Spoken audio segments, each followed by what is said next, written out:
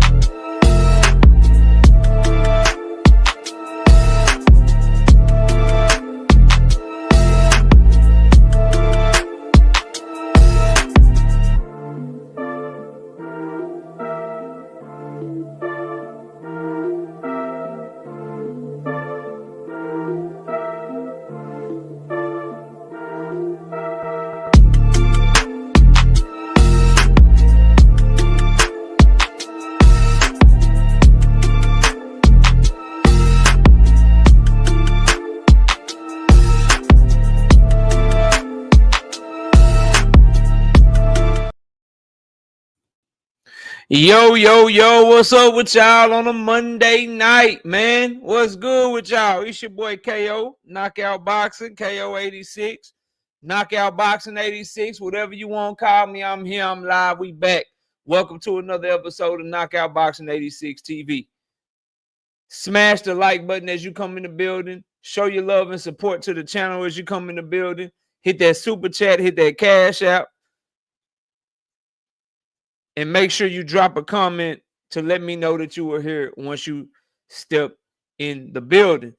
Cash App is $ Knockout Boxing 86 TV. I appreciate any support that you can give financially to the channel to help the channel grow and make it to where we're able to give you more time making this fire ass content that y'all love. And also join the channel as a member, man. Join the channel as a member. As a channel member. And once you do that, we drop exclusive content every single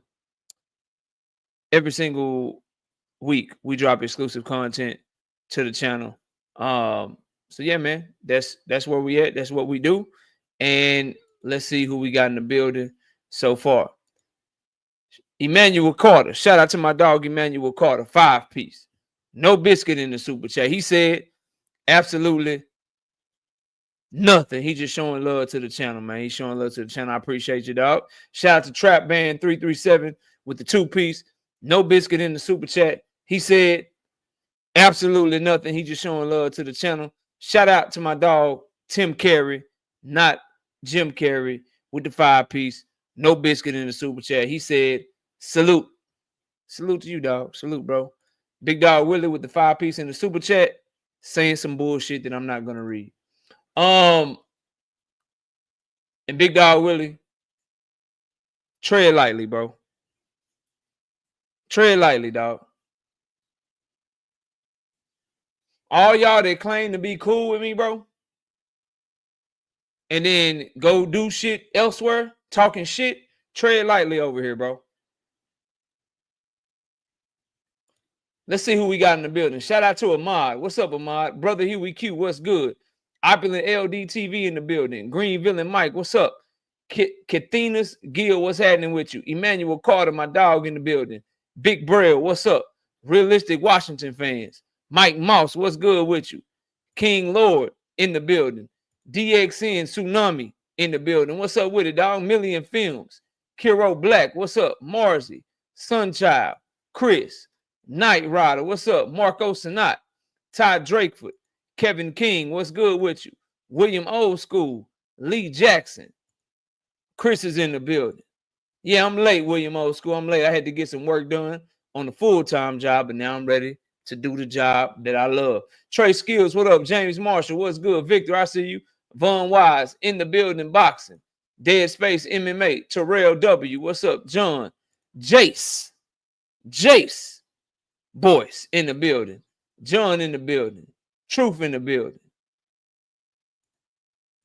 Chalky White, what's up? Brandon Broussard, what's good with you? Savage Killer Queen, what's good? Todd Drakeford, what's up? Free Mind, what's happening with you? Johnny Spears, what's good? H Tex, Nate in the building, what's up, man? Crucial Content, what's up with it? LL Music TV, Connie's Dre, what up, man? Yeah, with emphasis, bro. I got you now. Burberry J, what's up? Always bet on black in the building. What's up? Zach in the building. I see y'all. Look, smash the like button. Smash the like button. We got 94 people in here early. Let's get the likes all the way up. Run them likes up, man. Run them likes all the way up. When we get over 100, I'm ready to get to it. I got so much to talk to y'all about today. A lot of hot topics in the sport of boxing. Yeah, and we here. Truth, did you delete my comment? What did Truth say? Oh no, I don't think Truth can delete your comment, bro. I don't think Truth can delete your comment, man. Run the likes up, moderators. Let's get a like check going, man. Let's get a like check going, man. Envy the guy, what up?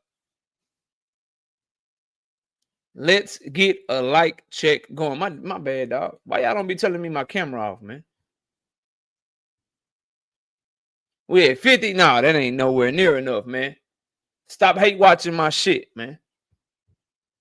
Stop hate watching my shit. At least hit my like button. If you gonna hate watch my stuff and go make videos and live streams, at least hit the like button. Big Itachi, what up? If you gonna hate watch my shit and then go talk about me behind my back, at least hit the like button, bro. You feel me?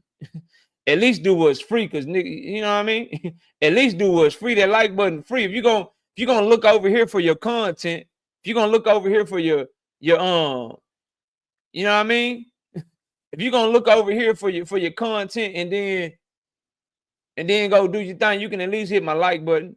Cassandra, what's up? Brandon Broussard, you say I missed something?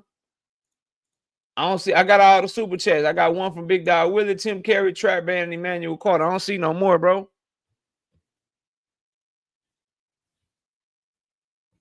You talking about the Cash App? Oh, I see it, Brandon. Hold on. I'm about to read it, bro. You talking about the Cash App. I got you. Yeah, at least run my likes up, bro. Shout out to my dog, Brandon Broussard, with the Cash App, man. 15 of them things. Boop, boop, boop. Here for the cook, KO, so I can disagree. Maybe you'll disagree. Maybe you won't. Who knows, bro? Ring Kings Podcast. What up? Eric B, what's good? 130 people in here early, man. As soon as we get to 100 likes, I'm ready to go. Kevin say we at 83. Eric B, what's up? Shout out to my dog, LL Music TV, 5-piece. No biscuit in the super chat. He said, absolutely nothing. He dropping that super sticker. Let me see if I can look on YouTube, see what that shit say, man. Let me see if I can see what that shit say, man. He say, hype. Yeah, get hype, bro. Yeah, get hype. Let me,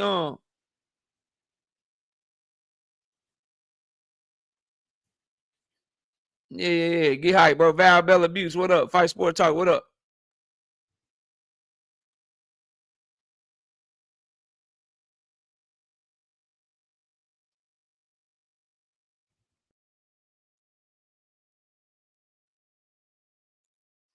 If you haven't been on the stream, maybe you should educate yourself with the stream. I picked Benavidez to beat Morel after more fights happen.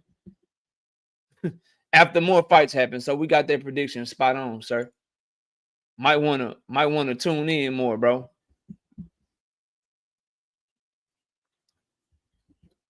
Max 7 for life. What up? Sila with the 5-piece. No biscuit in the super chat. He said, big fan of the channel. I'm a support and people show love and hit that like, yeah, hit the like button, bro, so we can get to it. We up to 90 likes. We just need 100. We just need 100, bro, and then we right back at it. We just need 100 and we right back to it, bro. 145 people should be easy to get 100 likes. 92. I need 8 more people to hit the like button. Dead Space MMA say we at 92.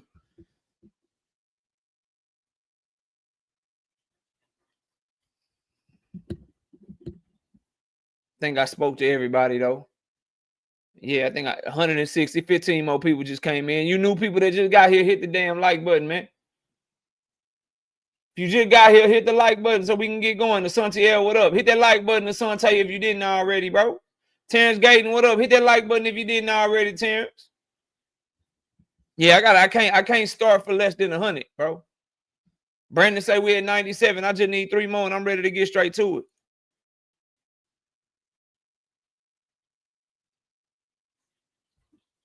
I don't know how many times I got to tell y'all in this community that I watch everybody and see everything. So thinking you getting off on me talking about me behind my back, bro, I see all that shit. And the more you do that shit and don't address it directly with me, just shows the flaw in you, bro. So I suggest anybody got an issue, anybody got something that they disagree with, bro. Anybody got a debate they want to have, or they don't like something I said, they don't like the stance I got. The link is always in the chat, homeboy. It's always in the chat for anybody. You boy just scary, man. That's all, and it's cool. Be scary, but don't try to act tough and shit when you think shit ain't gonna get back to me, and then when don't want to have that boxing conversation because you know I flame, deep fry, broil, flambe, smoke, barbecue, grill your ass. And all you niggas know it, but keep doing your thing. Keep doing your thing, man. My beautiful wife, Miss KO, in the building. Salute, baby. Salute to you. Fine ass in the building. All right, let's get to it, bro. Let's get to it. I think we up over 100. We up over 100, right? Right, Sean Kelly with 5 of them things. 5 piece. No biscuit in the super chat. He say absolutely nothing. He's just showing love to the channel. Appreciate you. Appreciate you. Salute to you. All right, let's get straight to it, man. First I want to start with David Benavidez versus Dimitri Bivol, supposedly coming soon. They supposed to be finalizing the deal. I don't know how close it is to being final, but we do know that they are negotiating. Zoomverse, what up? We do know that they are negotiating, bro. That they are negotiating a fight, that offers have been sent back and forth, and I really hope this deal get done. I really hope this deal get done for a few reasons. Number one, it's a great fight. But I am kind of torn because I feel like Better Beef does deserve his shot. Yeah, 410 born. Shout out Knockout Boxing 86 TV. True views. Yeah, you know, we don't buy shit. Everybody that's in here is a real person. Whether we get to 200, 300, 400, 500, when they come over here, it's real. You know what I'm saying? We don't have that mismatched shit. We ain't got 100,000 subscribers with 15 people in the chat. Feel me? We don't do that over here, bro. We don't buy shit up over here. This shit authentic. Grassroots from the ground up. And that's how we going to keep doing it, man. Smash the like button. But anyway, Benavidez versus Bivol. Fire. Absolute fire, bro. And here's why. It shows that you don't need no goddamn turkey a la Sheik to put on no big fights, bro. And just because he don't want to fight, he ain't the god of boxing. He ain't the end all be all. If he want to renege and he don't want to fight no more and he want to expose his true motives for who he really is, then I'm glad that Premier Boxing Champions and Eddie Hearn and Matchroom can wake up, come together and make the fight happen, bro. If it is going to happen. You feel me? Like I'm 100%, 1,000% on board with that. 503, what's up? I'm on board with that, bro. Box one, what's good? The only thing I got, bro, I'm a Better Beef fan too. I fucks with Benavidez and I rock with Better Beef. My problem is I feel like Better Beef should get that third fight. But y'all know I don't lie to y'all. Y'all know I don't like turkey like that, bro. Y'all know I don't like turkey like that. So a part of me want to see him be put in this place and see these other promoters step up and do their damn job instead of depending on him. Eddie Hearn been depending on Turkey to bail him out since Turkey came into boxing, bro. So I want to see Eddie Hearn do something outside of Turkey. We all know how PBC coming. They've been doing their own thing with or without Turkey regardless. But Eddie Hearn been dependent on Turkey. Don't worry, Shadow Elohim. We gonna get there. You know who else ain't watching that shit? Devin Haney fans.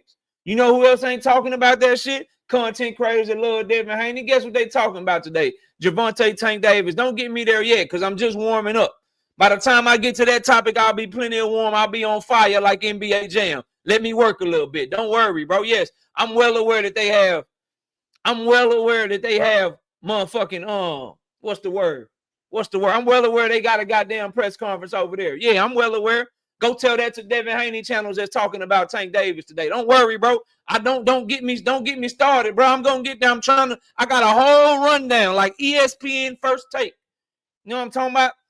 Skip and Shannon Undisputed when they had their show. You know, what's right with Nick Wright? You know, first things first. Speak for yourself. Colin Cowherd. I got a whole rundown. Don't make me give up the main topics yet, bro. Don't make me do it yet, because I've noticed and I see everything. He had a press conference last week they ain't give a fuck about. Don't, you know, it's 176 people in the chat on Turkey chat right now. He got 1 million subscribers though. 17 people, 180 people in the chat watching that press conference. Devin the face of boxing though. Boy, don't get me, boy. Hey now, don't turn me up, bro. I'm trying to talk Benavidez and Bivol. Don't talk to me about how to face a boxing. If you go to the Matchroom channel right now, the DAZN channel right now, the Turkey channel right now, that shit ain't got as many viewers combined as one goddamn Tank Davis Lamont Roach press conference. Don't make me get to talking shit now. I'm trying to just chill. Bro. Like, I see everything, bro. I see niggas talking about me, making videos about me, doing live streams about me, going over there playing cool, coming over here playing cool. I see all that shit, bro, including the fact that Devin Haney, Ryan Garcia, and Teofimo Lopez got a goddamn press conference right now, and they can't even pull in 5,000 people watching it. Yeah, I see it all. I see all of it, bro.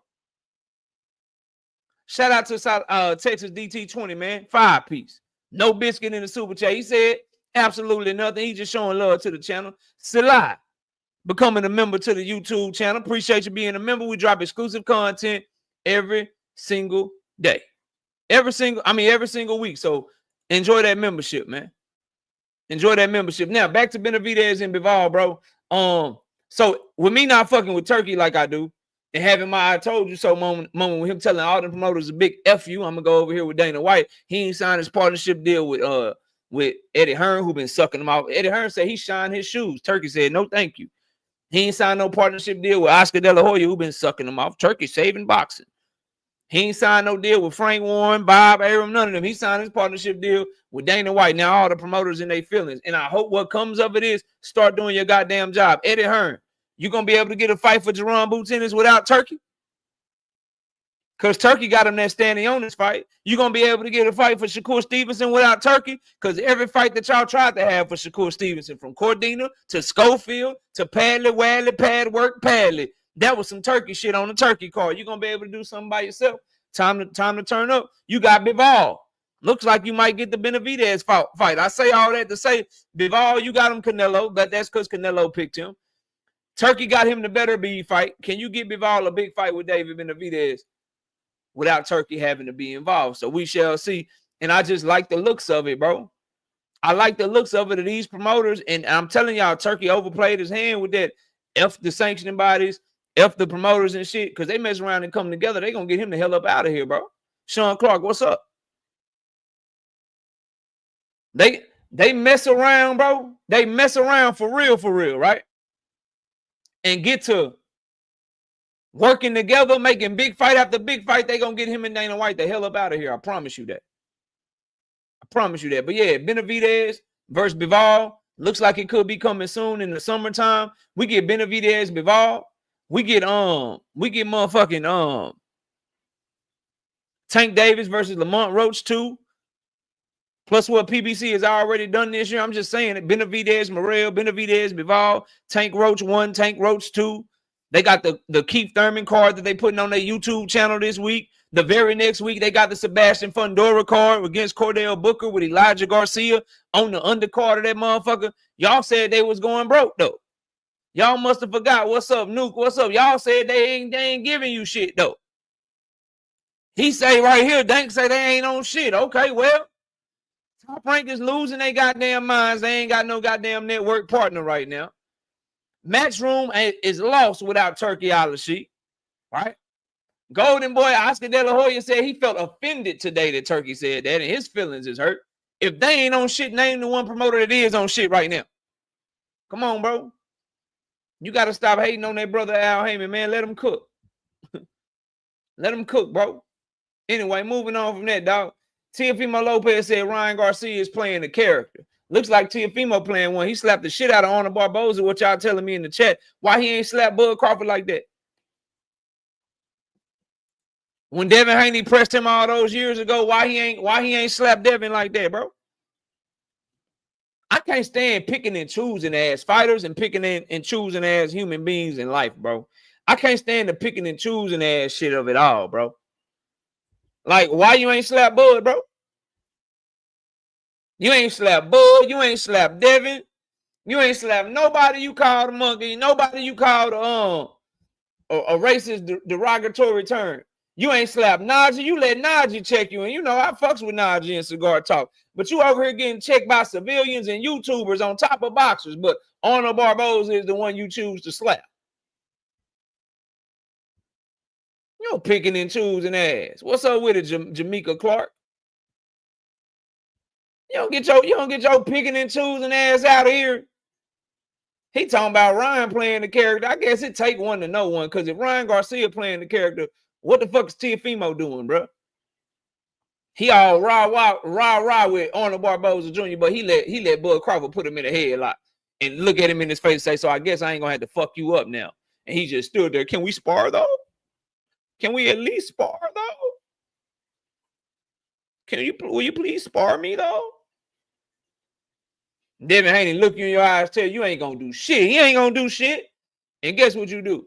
You don't do shit. Oh man, Jay Howard, what up? Jay Ketchup, what's good, bro? So yeah, I ain't fucking with what I don't like anything that Teofimo Lopez has to say. I dislike Teofimo Lopez so much, bro. So much that even if he says something that I agree with, I'm hesitant to speak on it, bro. Because I don't want to give Teo any I don't want to be on camera talking positive about Teofimo Lopez, bro. Unless I will give him an honest assessment of what he does in the ring. If he puts on a great performance, if he shit the bed, if he does something great in the ring, I will give him that, bro.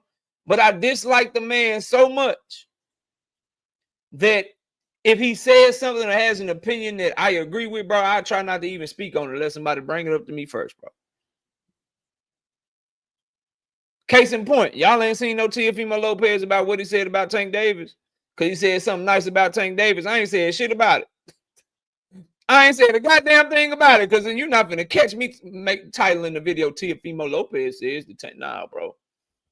I'm not fucking with that. I'm not fucking with that at all, bro. I'm really not. Robert Pitts, what's good, man? What's good with you, dog?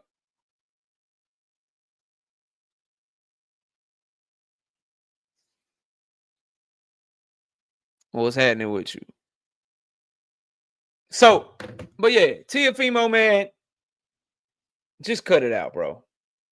Cut out all that bullshit you doing, man. Cut out all that saying other people playing the character, man. Go look in the mirror and tighten up, bro. Go look in the mirror and tighten up, man. Because if anybody playing the character is you, they saying you done slapped this young man and hauled off and hit him or whatever.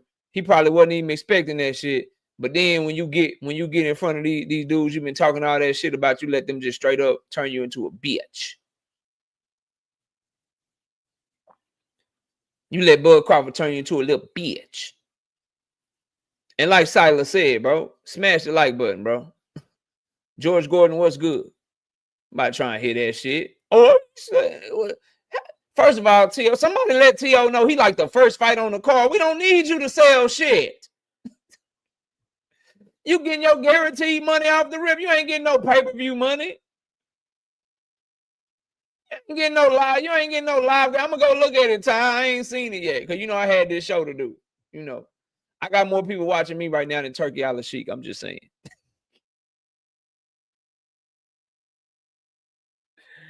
I got more people watching this show right now than watching the Turkey Al Sheik channel on the press conference and shit. I'm just saying, bro.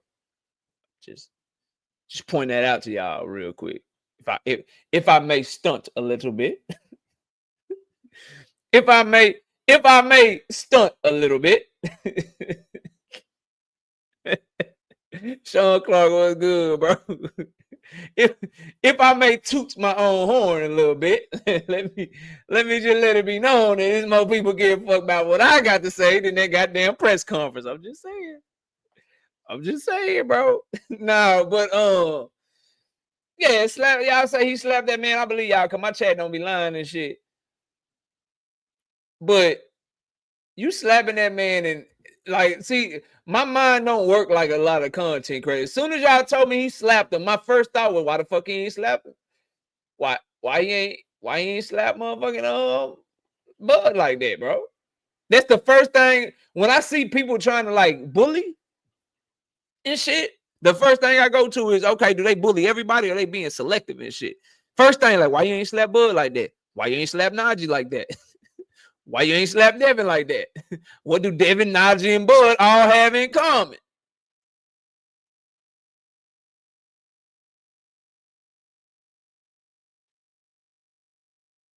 Maybe that went over some people's head, man. What do Devin, Bud, and Najee all got in common? Showtime the guy, what up? Okay. Okay, I see what it is, T.O. T.O. mad as shit. Oh, man. Brandon Broussard, I can't lie, it's dead fan. I didn't even know, fam. I swear, bro. Because y'all don't really like Devin like that, bro. Listen, I'm trying to chill, Brandon. I'm trying to chill. They saying T.O. slapped Arnold Barboza Jr. at the press conference today. And why? Listen, this is how you know Turkey don't know what the fuck he doing, bro. Why is that card got a New York and then an LA press conference like it's a big card and shit? They doing fucking cross the country press conferences for a card that's supposed to be free to go to.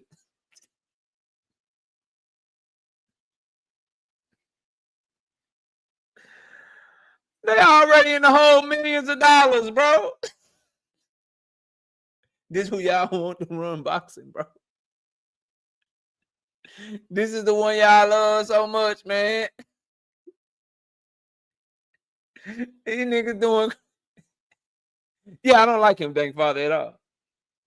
I don't like him. He don't like me, and he don't like you either.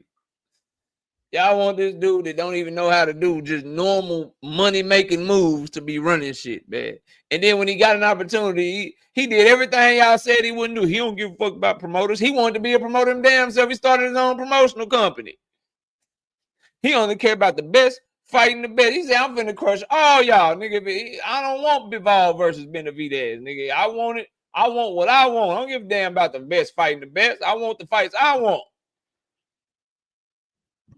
He promoting a free card. He's spending money to promote a free card, bro. Y'all love Turkey, though. All right, so moving on. Shakur Stevenson claims that he has one fight left on his deal. Who will he fight? This is another byproduct of Turkey that we need to talk about, bro. Because if you remember, before Turkey came along, Eddie Hearn was having trouble securing an opponent for Shakur Stevenson. The Williams-Zepeda fight. Remember, Oscar De La Hoya said, shit, if you want Williams-Zepeda, you need to sign with Golden Boy Promotions. Shakur Stevenson didn't want to do that. He ended up not getting the Williams-Zepeda fight, bro. Williams-Zepeda goes on to fight Tevin Farmer. He got a rematch with Tevin Farmer at the end of this month on the 29th, I believe it is. And the silver lining is it looks like Williams-Zepeda is getting ready for some southpaw. Like, why would you fight Tevin Farmer twice if you're not getting ready for a southpaw? He's WBC interim champion, so he is Shakur Stevenson's mandatory. He did duck Shakur Stevenson in 2023, in my opinion. But now that Turkey's out the picture, And Turkey's cards that he's doing without TKO promotion, they're already done, right? I don't expect any other Turkey cards to be announced that don't involve TKO promotion. So you got the Drum Boots in his card coming. You got the Fatal Fury card coming. You got the Bug card coming. And we know that the Devin Haney Ryan Garcia fight is apparently signed for October. Outside of that, I don't know if he's going to still be working with these promoters now that he started his own promotional company.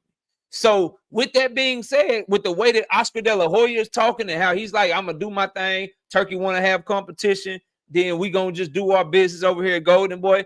Eddie Hearn talking, boxing was booming before Turkey. It's going to be booming after Turkey. I'm doing 35 years outside of 35 fights a year outside of Turkey. I don't need Turkey for my business. Now you can't help but wonder, as a boxing fan, me, and for you Shakur Stevenson fans that can hear my voice, now as a fight fan, you can't help but wonder, will Eddie be able to secure any kind of fight for Shakur Stevenson?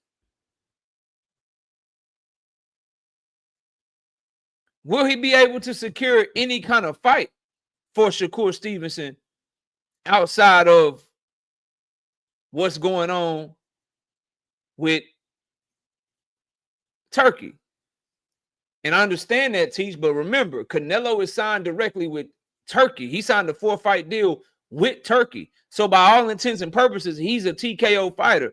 Bud Crawford is on a fight-by-fight basis with Turkey, no promoter. So it makes sense for that one. But Ryan Garcia is signed to Golden Boy. Devin Haney, to my knowledge, is the only one that's not signed to a major promoter. Devin Haney is a free agent. But these other fights, like Ryan Garcia, he's signed to Golden Boy. Jerome Boots Ennis is signed to Matchroom. Stanionis is out of the PBC. So will Turkey cancel those cards? Or will he tell those promotions, you can put the card on, but it's going to be a TKO card if I'm going to pay for it? So very interesting times are ahead. Nonetheless, when we're talking about Shakur Stevenson, what fight will Eddie get him? He claims it's one fight. I'm told there's more than one fight left on this deal. We'll see if I'm wrong or he right. But if it's going to be Eddie getting him the fight, I'm not confident that Eddie can get anybody for him because Eddie don't have the bodies over there at Matchroom, which was always my problem with Shakur Stevenson going to Matchroom. Yes, you get in the bag. That's cool. But now that Turkey is out the picture and he's become Eddie Hearn's competitor, what will Eddie do to get you fights? Because any fight that Eddie has to get you, he has to go cross-promotionally to do it, and he's never been able to do it. The only time Eddie Hearn's been able to go cross-promotional is when his fighter is the B-side. He can go cross-promotional when it's Canelo Alvarez and his fighter is Bivol. He can do some cross-promotional shit when it's Edgar Berlanga and Edgar is fighting Canelo, who was a PBC fighter at the time. But going cross-promotional with the A-side, he was never able to secure any kind of cross-promotional shit for Devin Haney. Devin had to leave Eddie to get the money, bro. Same thing for Demetrius Andrade. Cross-promotional in-house, he couldn't get shit for Andrade. When he was trying to make Boots in his fights on his own, without Riyadh season, he couldn't get shit for Boots except David Avenesian and then motherfucking a dude that he already beat before in a rematch. So historically, if I'm Shakur Stevenson's team, bro, if I'm his handlers, you diehard Shakur fans in my chat right now, if I'm any of y'all, I'm looking at this shit like, who the fuck is Eddie gonna get for Shakur? You better hope and you better pray that Oscar De La Hoya and William Zepeda play ball, or else you may be looking at Zelfa Barrett. You better hope that they will play ball, or else you may be looking at him maybe have to take care of Keyshawn Davis's work. Yeah. You may have to fight an Andy Cruz or some shit, or a Maxie Hughes.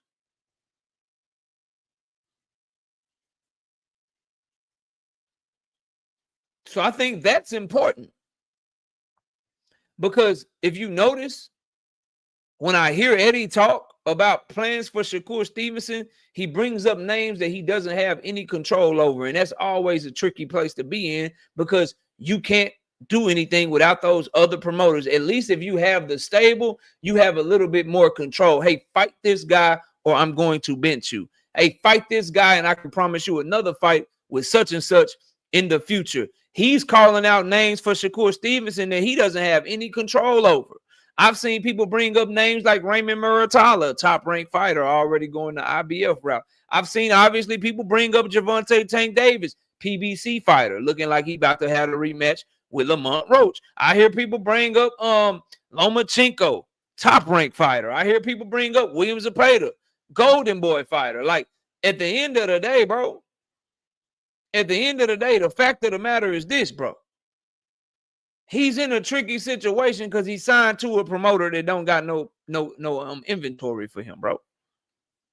They have no inventory over there at Matchroom for him. So Eddie has to hope that he can entice a promoter to give one of their top names over in a William Zepeda or a Muratalla or a Lomachenko. He has to hope that Top Rank or somebody like that will play ball and give their fighter to him, bro. And let him run the show. That's why it was always a bad move, bro. Turkey got involved for a hot minute and threw Shakur Stevenson on the undercard, but now Turkey doing his own thing. He doing his own thing. So it's two things I'm interested in as this unfolds for Shakur Stevenson's career for the next year and a half. Number one, does he really only have one fight left? Is he telling the truth, or are my sources right? And he has multiple fights. If he's telling the truth, I stand corrected, no problem. But I doubt it. I doubt it, bro. Rarely wrong on shit like this, but we'll see. That's number one. Most importantly, though, one fight, two fight, three fights, it don't matter right now because your next fight is always the most important. Who the fuck is he going to fight next? And will Eddie be able to deliver the type of opponent that he claims he's looking for? And this is, you hear Shakur all the time say that Eddie Hearn is the best promoter in boxing. When Turkey Al-Sheikh did that TKO Dana White shit with TKO Promotions, Eddie Hearn was mad in the motherfucker. He said, I ain't being crazy when I say, and I'm paraphrasing because I'm black and he's a European white dude. But he basically said, I ain't being crazy when I say I'm the best promoter in boxing. Cool. It's time to go prove that shit, homeboy. It's time for you to go prove that shit, bro. You got to prove it. Because if you're unable to, right? And Shakur is left holding the bag. And this is what fighters don't understand, bro. And I said this shit about Tank Davis, dog. Well, guys like Tank Davis, Shakur Stevenson, Keyshawn Davis, this advice is good for all of them, bro. You got to take your career and grab a bull by the horns because at the end of the day, niggas ain't finna be at Jay Prince's neck, bro.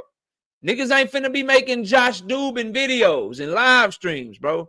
If you Tank Davis, niggas ain't finna be talking about Al Heyman and Leonard Ellaby, bro. If you Keyshawn Davis, man, we ain't gonna be talking about Bob Arum and shit. The fights that you take and the moves that you make and who you decide to fight and who you decide not to fight and how you move, you gonna get the flack, bro. Not Eddie. You come out with a trash ass fight next, niggas ain't gonna be like, yeah, Eddie Hearn, bro. Like, what the fuck? Like, we gonna talk about Eddie for like 2 minutes. You gonna be the one to get the backlash, bro. And that's what these fighters need to understand when they making these moves, bro. Straight up, that's what they need to understand when they making these moves. Shout out to Todd Drake for throwing some color in the chat. We ain't had no color in a minute, so I appreciate it. 5-piece. No biscuit in the super chat. She said, do you think Shakur will re-sign or go elsewhere? And where? I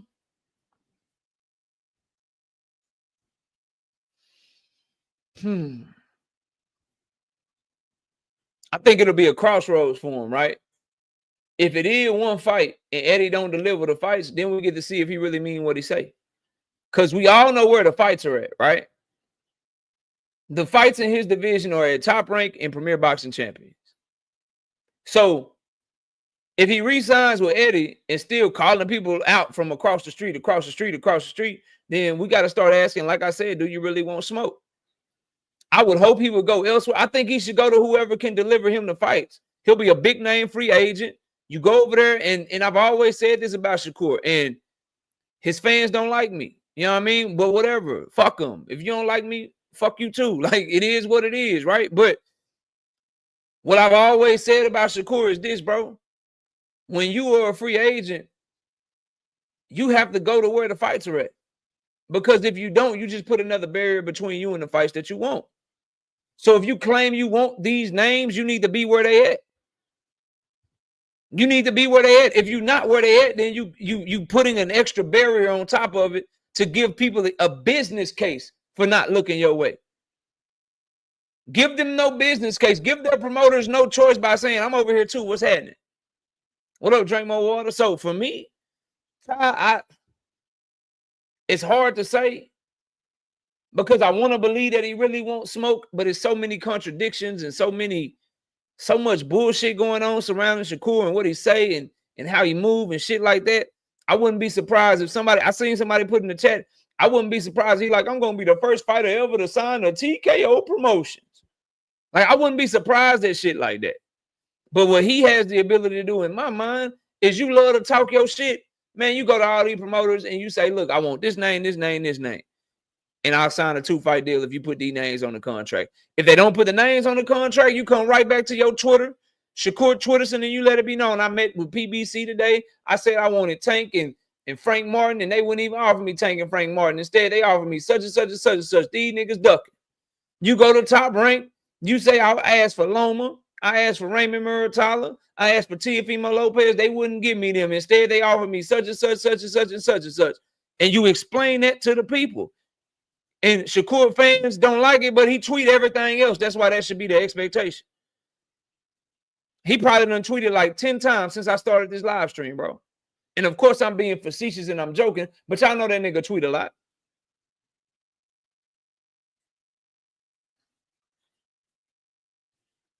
Y'all know that shit. Y'all know what that shit is, man.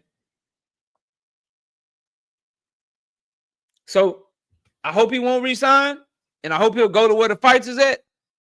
But as long as he is under Jay Prince, he's gonna be pushed to sign to whoever's offering him the highest guaranteed purses. The actual fights be damned, and that's just the truth because that's how Jay Prince operates. Because Jay Prince wants his bag, and he gets his bag by making sure Shakur is getting the highest guarantees. Because if Shakur starts signing deals where he getting back end money, that's gonna take money out of Jay Prince's pocket. So as long as he's managed by Jay Prince, you can predict that they're going to push him to go to wherever the highest guaranteed purses is because Jay Prince need his percentage. Josh Dubin need his percentage. You know what I'm saying? The promoter want their percentage and shit. And so they not looking for no back end money because the back end money, they don't get a piece of that. Your manager, y'all need to understand this about the business of boxing, bro. And this is why people don't like Al Heyman. Your manager, your trainer, your promoters, they get a percentage of your purse money. So it's in their best interest to try to get you the highest purse possible. When you start talking pay-per-views, a lot of managers, a lot of promoters and trainers and shit, they don't like the pay-per-view shit. They don't like the pay-per-view shit because, and they don't like Al Heyman because he'll give your ass a low guarantee to keep managers and shit out your pocket. And then get your ass all the money made up on the back end where you get to keep the majority of your money. Jay Prince don't want that. He don't want Shakur under. He'd rather. So it's crazy, right? But Jay Prince makes more money if Shakur Stevenson is fighting Buns for $3 or $4 million. But if he fighting Tank Davis for like 1.5 guaranteed or 2 million guaranteed with buku back end upside, Jay Prince only getting his percentage out of that $1.52 million. He ain't getting none of that back end money unless Shakur signed a stupid ass contract like them Top Rank contracts where you only get 2 to 6% of the back end pay-per-view money or some shit once it hit a certain threshold. So very interesting to see what he does, but I would hope he would go to where the fights are at. Just my thoughts. So there we have it on that, man. What will Shakur Stevenson do? Claim he got one fight left on his deal. Who will he fight? I'm thinking with everybody being against Turkey right now, I'm hoping that out of spite, out of pride, out of a rekindled desire to do their job, I'm hoping and I'm thinking that Eddie Hearn, Matchroom, Oscar De La Hoya, Golden Boy, they can come together and they can give us this Shakur Stevenson, Williams Zepeda fight in the summertime. That's what I think, man. We got our next topic, Devin Haney. Y'all, please donate to the channel. We got 363 people in the building. Let's get the likes up. Can we get a like check real quick, y'all? Where we at on the likes, man, before we get to the next topic?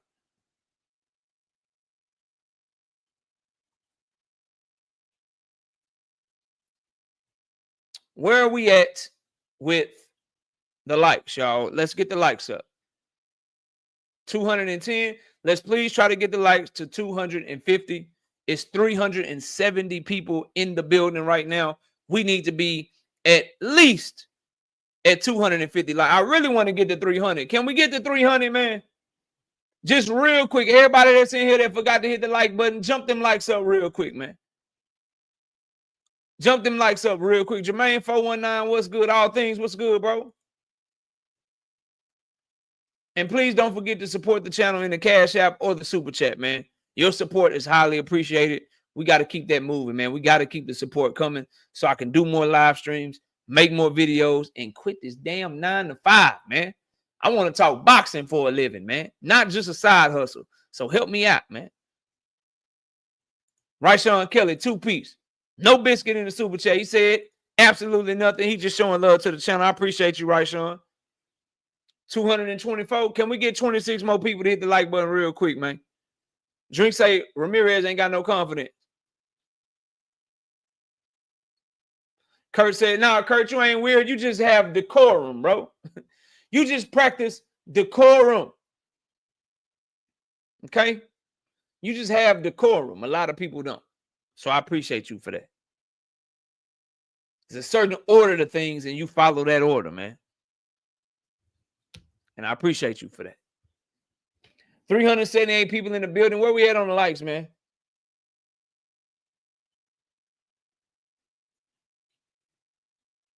nah, Dre. Oh shit, I'm that same OG, like Genuine. I can only be me, bro. I can't. You know, that worked for him. He doing his thing over there. We gonna grow to get to that point. But nah, I can't be. I wouldn't even feel right. I feel goofy trying to do some shit like that, bro. But that shit fire. That shit worked for him. So more power to that brother, man. Shout out to my dog, All Things with the 2-piece. No biscuit in the Super Chat. He said absolutely nothing. He just showing love to the channel, man. What's good with you, man? Salute to my dog, All Things. All right, so will Devin Haney have a tough time with Jose Ramirez? I believe Jose Ramirez is a wash fighter, a shot fighter. This is a fight that Devin Haney should win, in my opinion.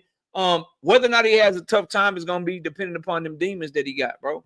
How's his chin? How's his confidence? How's his mental? He's had a long time out of the ring. It'll be over a year by the time he fights, which to my knowledge is the longest layoff of his career. One of you diehard Devin fans in the chat, let me know if I'm wrong, but I do think that is the longest layoff that he had. So as long as Devin is still the Devin that we knew before the Ryan Garcia fight, he should be able to handle Jose Ramirez, who's a wash fighter. Now, the only way I think it becomes tricky is if Jose Ramirez just say, fuck it. On some Nick Ball, you know what I'm saying? Nick Ball, just reckless, like, man, I don't give a fuck. I'm coming forward. Make it ugly. You know what I mean? Just close the distance. Don't try to box. Don't try to do nothing. Just closing the distance, just throwing shit with both hands and shit. Then something could sneak through and shit could get interesting. But I don't know if Jose Ramirez is gonna be able to do that, bro. I don't know if he still got that level of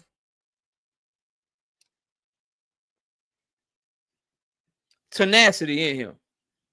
Ty says he looked like he ready. And here's the thing, like, and that's what, and shout out to my dog Marquis with the 2-piece in the Super Chat. He say, fire. Appreciate that, bro. Appreciate that, bro. So I don't know if it'll get tricky. And I'm leaning towards no. And here's why. Because if it gets tricky, it'll be because of something that Devin isn't anymore or something that he does wrong. Not because Jose Ramirez is just still really good, right? He's washed. He's proven that he's washed for his last few fights. So it would have to be Devin Haney that's not a version of himself no more. It would have to be him who you can just blow on his chin and the shit, he just fall down and shit. Like, it would have to be him just being a shell of himself. But as long as he shows up and he's who we've known him to be before the Ryan fight, then he should be fine in that fight. And truth be told, bro, I want him to win and I want Ryan to win because we got to get to that rematch. Salah says, do you think Devin will be better at 147? No.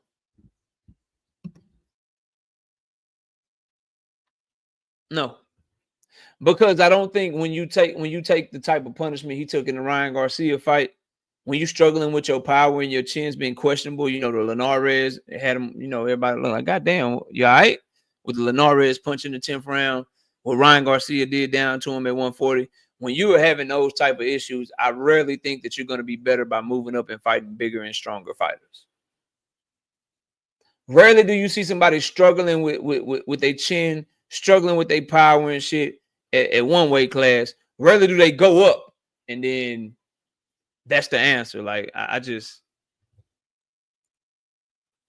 don't know. But I just want him and Ryan to win. As long as him and Ryan win, that's a good weekend for me. Because I don't want to mess up the rematch. Which is why I prefer immediate rematches. I like what Tank Davis and Lamont Roach are doing. Which Tank is not getting enough credit and respect for. Which is immediate rematch. Because Lamont can go off and lose. Lamont can take the name that you gave him and then go give that name to somebody else if they beat him. Or give that name to somebody else if he beats them. Like, I don't want neither one of them to run the risk of having anything happen until they handle their business with each other. So that's the only thing I don't like about Devin and Ryan's situation is the fucking fight in between. Where something crazy could happen, something bullshit can happen to derail the whole situation and shit. Immediate rematches always, bro. Immediate rematches always. Now, I think Devin and Ryan will come out just fine, though. And they should be able to win. Both sides should be able to talk their shit going up to a rematch. The only question really to me is, where does TKO Promotions play a part? And what will Turkey Al-Sheikh do? Will he be pulling funding from the other shit he was doing with the other promoters? And then cards get canceled and shit like that. Like, that to me, that's the worry, right? Is what's going to happen with shit now that he has his Dana White situation. Where does that leave his partnerships with all these other promoters that he had? He had the partnership with the WBA. He had the partnership with the WBC. Now he's shitting on those organizations. So where do they go from here? Is the question, right? So we'll see, though. Shout out to Joey17 with the 20-piece, no biscuit, with the super chat and the super sticker. Let me see if I can find the super sticker on my YouTube. The super sticker. He laughing with the one emoji. Appreciate that, Joey17, bro. Appreciate you. And shout out to who else done slid through, man?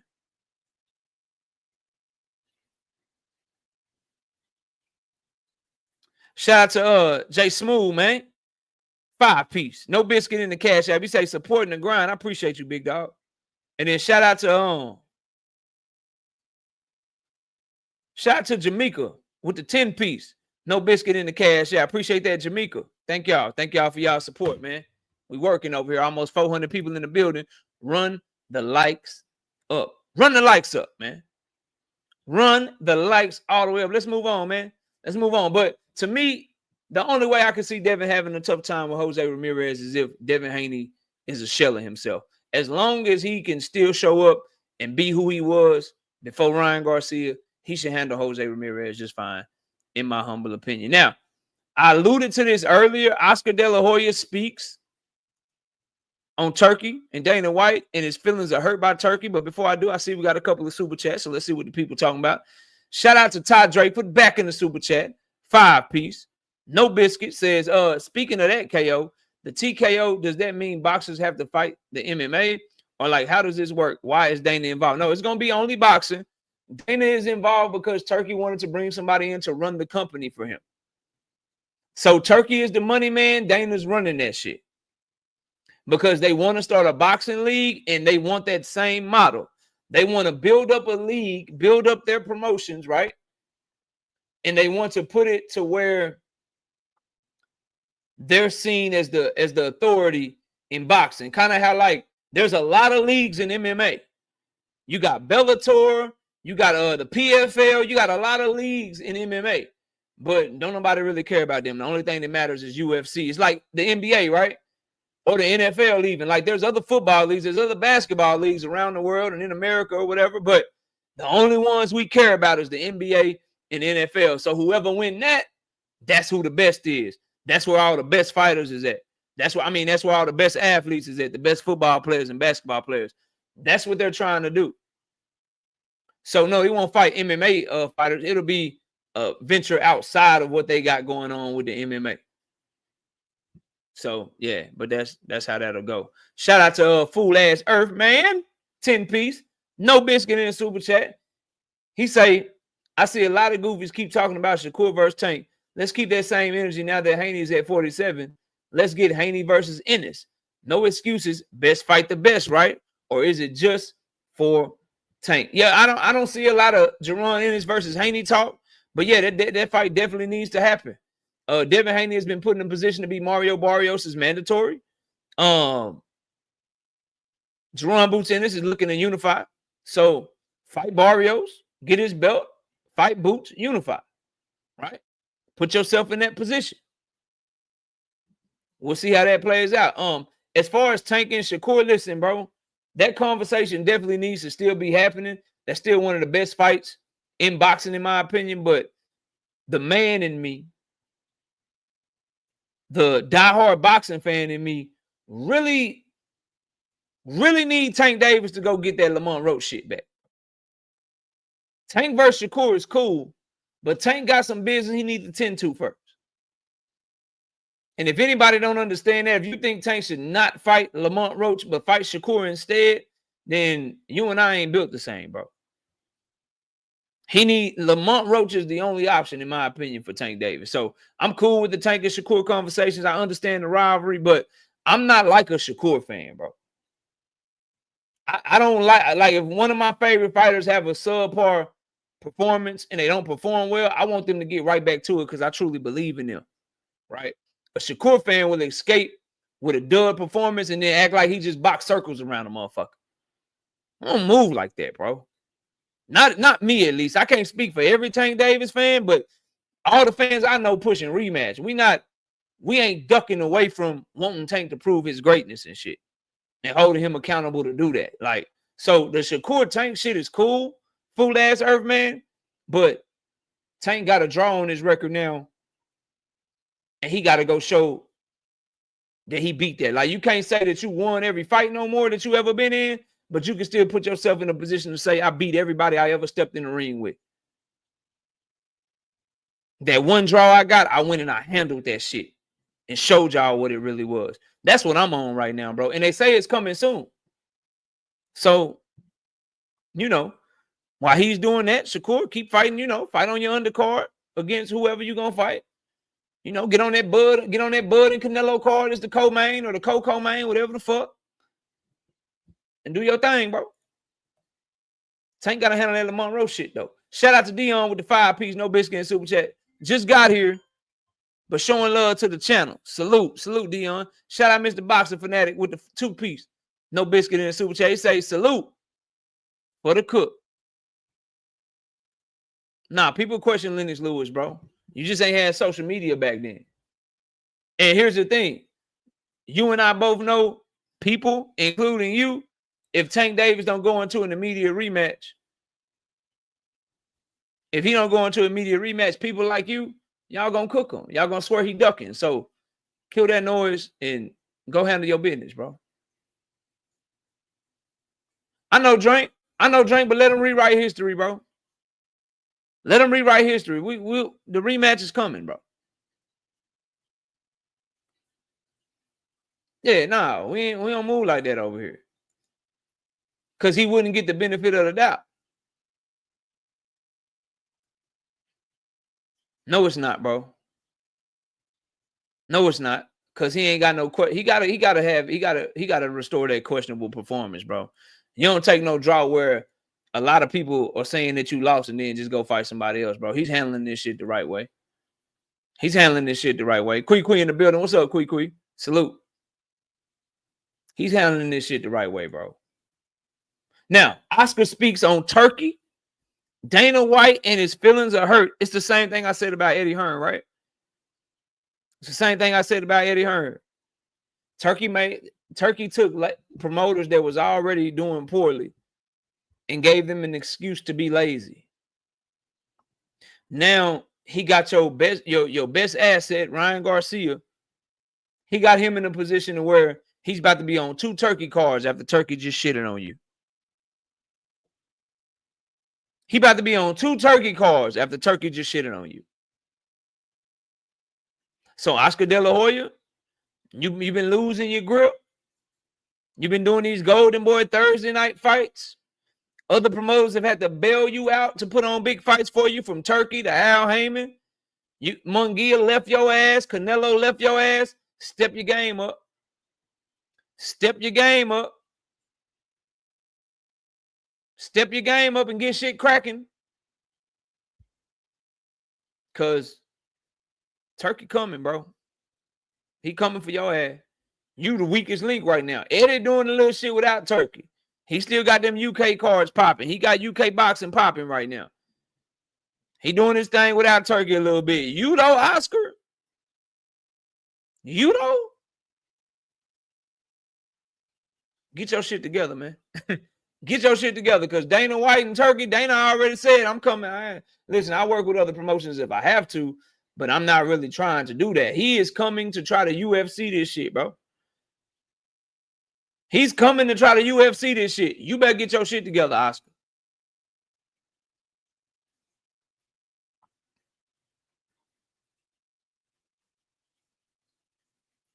You better get your shit together, man. So he's upset. Tony T says, Dana White said TKO going to be on the prospect side.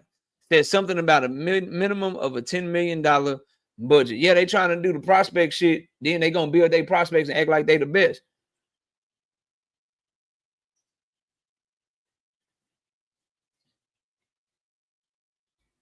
Tune, Tank won round 9 too, bro.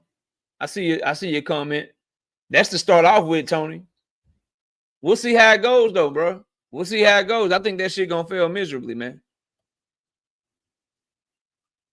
I think it's gonna fail miserably. But for Oscar, bro, same thing I told Eddie. Go show you can make fights without him. Go show you really don't need Turkey, bro. Go show that you really don't need Turkey, and go get a big fight for Ryan Garcia without Turkey. Go show you really don't need him, and you and Eddie come together and make the Shakur Williams to pay the shit, bro. Same goddamn thing. Nah, Tank didn't win round 12, bro. He did not win round 12. Lamont Roach won that round.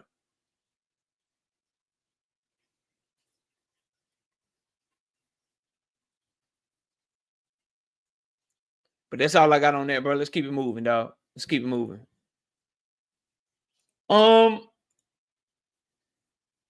We spoke on it earlier, but Devin Haney fans, y'all know Devin had a press conference today. And y'all don't even give a fuck, bro.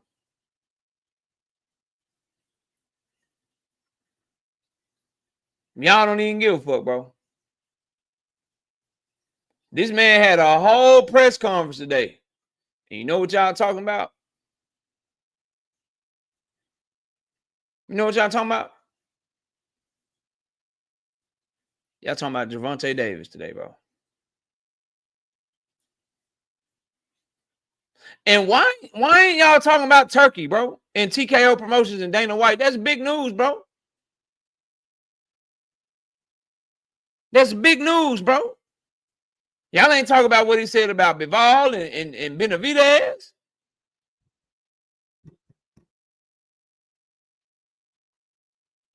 But I'm here for all the news, so I just do want to let y'all know, Devin Haney fans, that your boy had a press conference today, and apparently Teofimo done slapped up Arnold Barboza, and Bill Haney start crying on stage or some shit.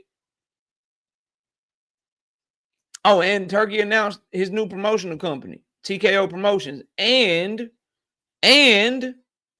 He got Dana White included in that shit. And he don't want the best to fight the best because he don't want Bivol versus Benavidez anymore. Just some shit for y'all to talk about in case you tired of your daily Tank Davis hate videos, bro.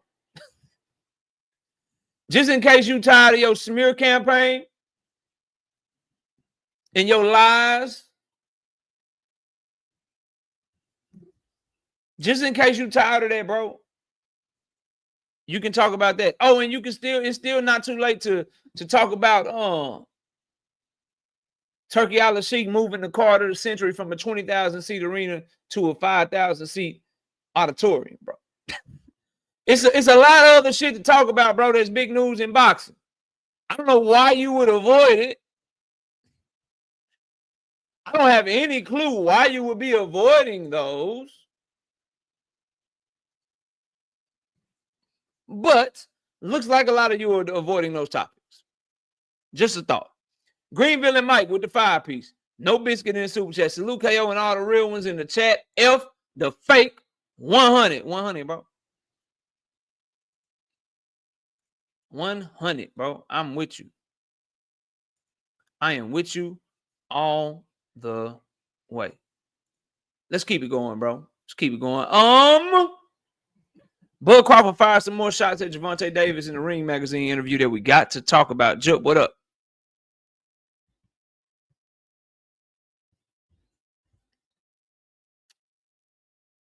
I think the only way to solve this beef is for Tank Davis to whoop Shakur Stevenson and Keyshawn Davis' ass, bro. Because it don't look like this shit gonna stop no time soon.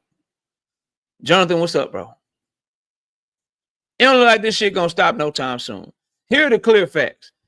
When it comes to accolades and accomplishments, Tank Davis can't hold the candle to Bud Crawford. When it comes to getting people to fuck with you and being a fan of you, Bud Crawford can't hold a candle to Gervonta Tank Davis. That's it, bro.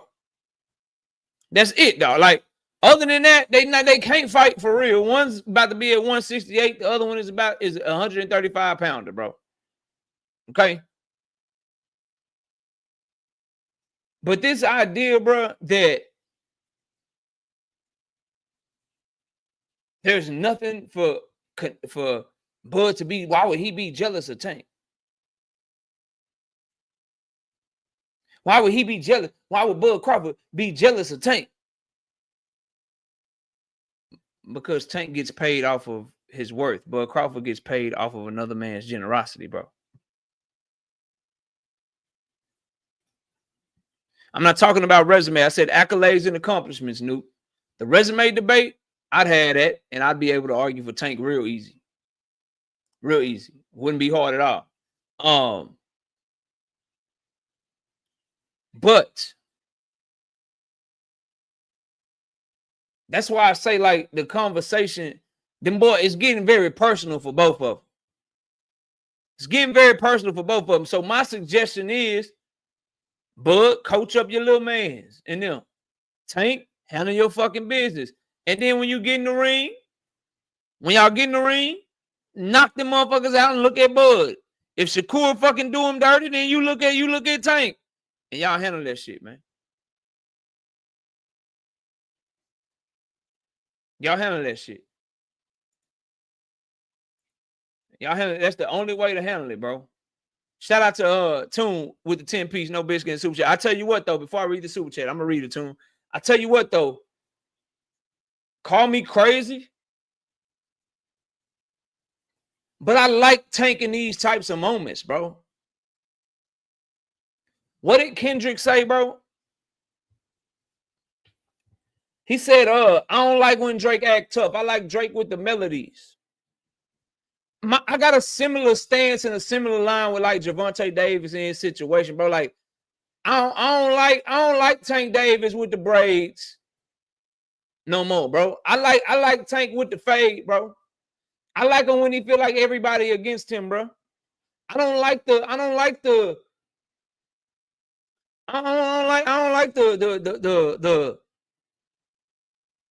I'm the man and shit. I like the hungry out of Baltimore, you know what I'm saying?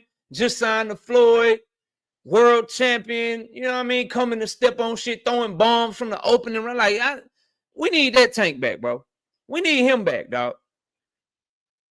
I don't like the other one, and I'm hoping, and I say that to say I like him in these moments where everybody doubting him, everybody against him. He getting there with Shakur. It's gonna be a lot of people doubting him. People gonna be talking shit from the moment the fight gets signed, the moment that the press conference starts. People talking shit about him right now. People gonna be talking shit on Keyshawn's behalf and shit. I don't like this respectful Tank, bro. I don't like the guy showing dudes respect and shit, man. I don't like that. So hopefully we can get that shit back, man. Damn, from one fight carry, yeah, I don't like it, bro. I don't like that one fight. That one fight was huge because now niggas doubting him. You say, listen, bro. You say damn from one fight, but look at all this shit from one fight, bro. And you and I both know what that young man is capable of and who he is as a fighter, bro. When you take your eye off the ball, this is the type of shit that happen, man. He gonna get it back, though. We got tuned with the 10-piece in the super chat. Bill said on Twitter, we would never take a knee. He ain't say we would never sue for assault. Boys built like baby-ish. Got channels talking about Tank ain't due but $200K, but Haney on a rolly undercard. Bro, Tank Davis pay-per-view numbers have not been reported by anybody legitimate, and I stand on that, bro. Not a single legitimate reporter in boxing has reported on those numbers, bro. It's a wide open smear campaign, fam. And I don't know why, bro. That's why, like, straight up, y'all probably won't see me in places, no more. I ain't as active in chats and shit no more. Like, the fugazi fraudulent shit has gotten me to a point in 2025 where I'm just trying to keep my head down and put in work, bro. That's why you getting 3 videos a day, 2 shorts a day, live stream when I'm supposed to be live, exclusive content for the week. Do the same shit again next week, because the fake shit, bro, I don't want to find myself debunking a bunch of bullshit that's lies and shit. Like, we just gonna sit over here and work. But yeah, Tune, to my knowledge, because I'm looking at them every day, I ain't seen no legitimate report on Tank Davis's pay-per-view numbers with Lamont Roach. I know this, the rematch crazy. The numbers that are legitimate, I know that they damn near doubled his first live gate at the Barclays and broke his own record. It's the second highest live gate all time, and they broke the attendance record with over 19,000 in attendance and shit. I don't understand why people, if you want to report on something, why don't you report on some factual information, bro? And not some cockamamie bullshit, made up shit, bro. But, to each his own, man. Jalen James with the 5-piece in the super chat. Somebody say something about your wife. Why would I respect you as a person? See, y'all keep saying that, bro. But Bud said something about his personal situation and shit too, right? He said that shit first, bro. Now, I think they both went below the belt, but them two grown-ass men, he said that shit first, bro. When they were going back and forth. He said that shit first, fam. But y'all just let that shit slide because it's Bud and y'all don't fuck with Tank. He said Tank ain't fuck with Bud. Reason why he went low. As I said, bro, Bud went low first. But hey, man, it is what it is. And as far as like Tank not being able to fuck with Bud, we'll never get to know because they in 2 separate weight classes. Jalen James back in the super chat with the 2-piece. He said, Kendrick also said, don't bring the family in it. As I told you, because I didn't get to that super chat yet, Bud did it first. Ty Drakeford with the 5-piece. No biscuit in super chat. So what you like him better when he fucked up and ashy?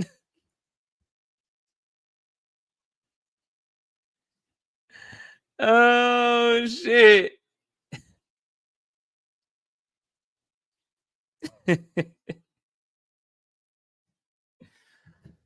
He can keep the braids. He can keep all that shit. Just find that hunger again. We don't want to hear shit about retirement. We don't want to hear shit about you don't love boxing. We don't want to hear shit about none of that, bro. Get back to loving this shit, man. Get back to wanting to whoop niggas' ass, man, and put niggas to sleep, man. Get back to that dog shit, and you'll be just fine, bro. All right, keep it moving.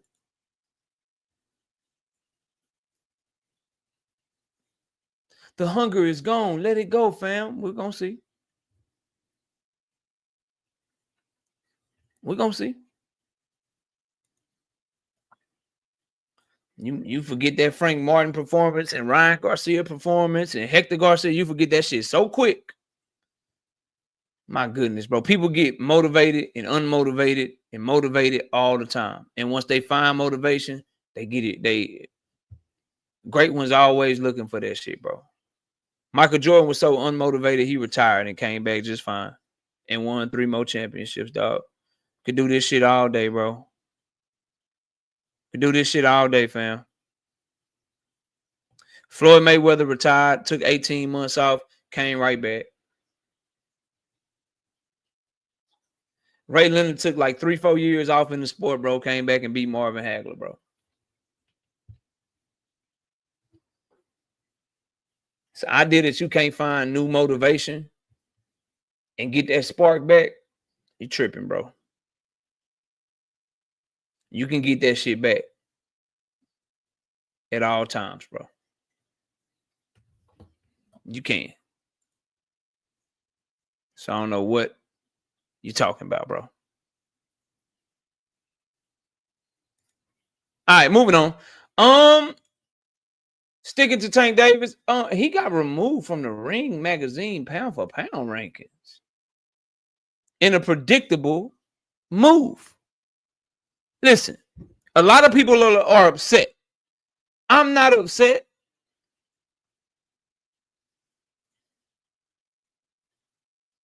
I'm not upset, bro, because it's 2 things. When you don't perform well, you're only as good as your last performance, so you expect it. And then number two, right? Look at who's listed. Look at who's listed is, bro. It's Turkey Al-Sheik's list. He don't fucking like Tank. He don't like PBC. So it's no surprise that when given an opportunity, he would do something like this. Look at what they did to Carlos Adames and Hamza Shiraz. Look at how he's doing Benavidez and Bivol right now. And then taking Tank off the list, that's predictable, bro. But what people don't understand is, like, yeah, that's true, but you can have ulterior motives and do the right thing, bro, and make the right decision. Moving him down a couple of spots. If you had him 9, you put him just outside the top 10 till you see how he perform in the next fight.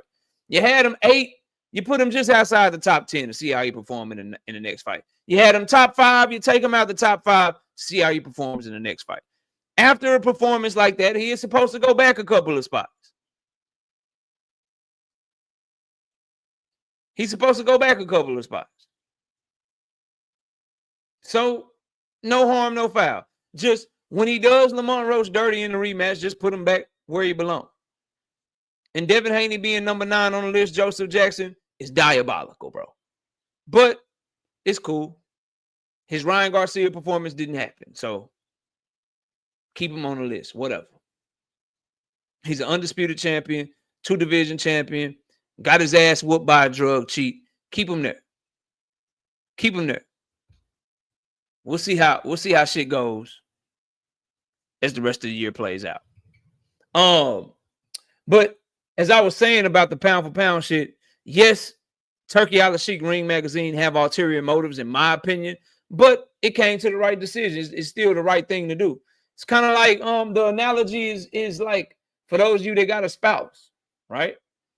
Sometimes you do something for your spouse with some ulterior motives in mind. Like, let's be real, keep it 100. Like, y'all know the analogy is accurate. Like, you might cook dinner when it's not your night to cook dinner. You might go get some flowers or something. You know, you might be like, you know what, I'm gonna take you out tonight. Yeah, you want to have a good time, but you know you got some ulterior motives for the end of the night. You know you trying to get in good, and you know why you trying to get in good. You got ulterior motives. Even though you're doing the right thing, you're supposed to cook sometimes for her. Right? You're supposed to take her out. You're supposed to bring home flowers on occasion. But you know why you do it. You got some ulterior motives. But it's the right thing to do. Same thing with the Ring Magazine pound for pound list. Yes, they got some ulterior motives. But after how he looked against Lamont Roach in the performance he put out, moving him down a couple of spots, it's the right thing to do, bro. That's all. Shout out to Toon, man. 5-piece. No biscuit in Super Chat. If I'm not mistaken, Roy said Tank was the only person who could beat Bud. Tank will beat Bud before Bud beat Canelo. Damn. So you think Tank moving up in weight to fight Bud at 154, which is 19 pounds, he'd have a better chance of beating Bud than Bud would have moving up 14 pounds beating Canelo. I don't know about that because Bud got long ass arms. Tank is small, bro. Like Bud is moving up and he got a reach advantage over Canelo Alvarez. The only real advantage Canelo really has is he punch hard as fuck compared to Bud, and he's acclimated to the weight and he's strong as fuck. Bud has a lot of advantages over. Tank and Bud are like mirror images of each other in terms of fight style, counterpunching ability, ring IQ, making adjustments. Bud is just about 5 inches taller and got arm reach that's 5 inches long. So it's like that's hard. I think Tank would have a tough time beating Bud, bro, at 154 pounds. 100%. Shout out to Dark with the 5 pieces in Super Chat. He says, Coach Kenny said him and Calvin weren't involved in the game plan. That's insane. Whatever they have going on, y'all better fix that shit.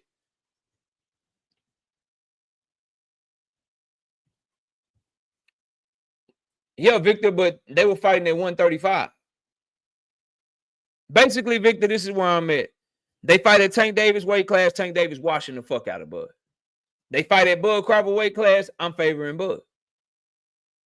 They fight in between, but it's closer to Tank's weight class. I'm favoring Tank. It's very simple logic. 135 Tank Davis, 154 Bud Crawford. 147 Bud Crawford, 140 I got Tank.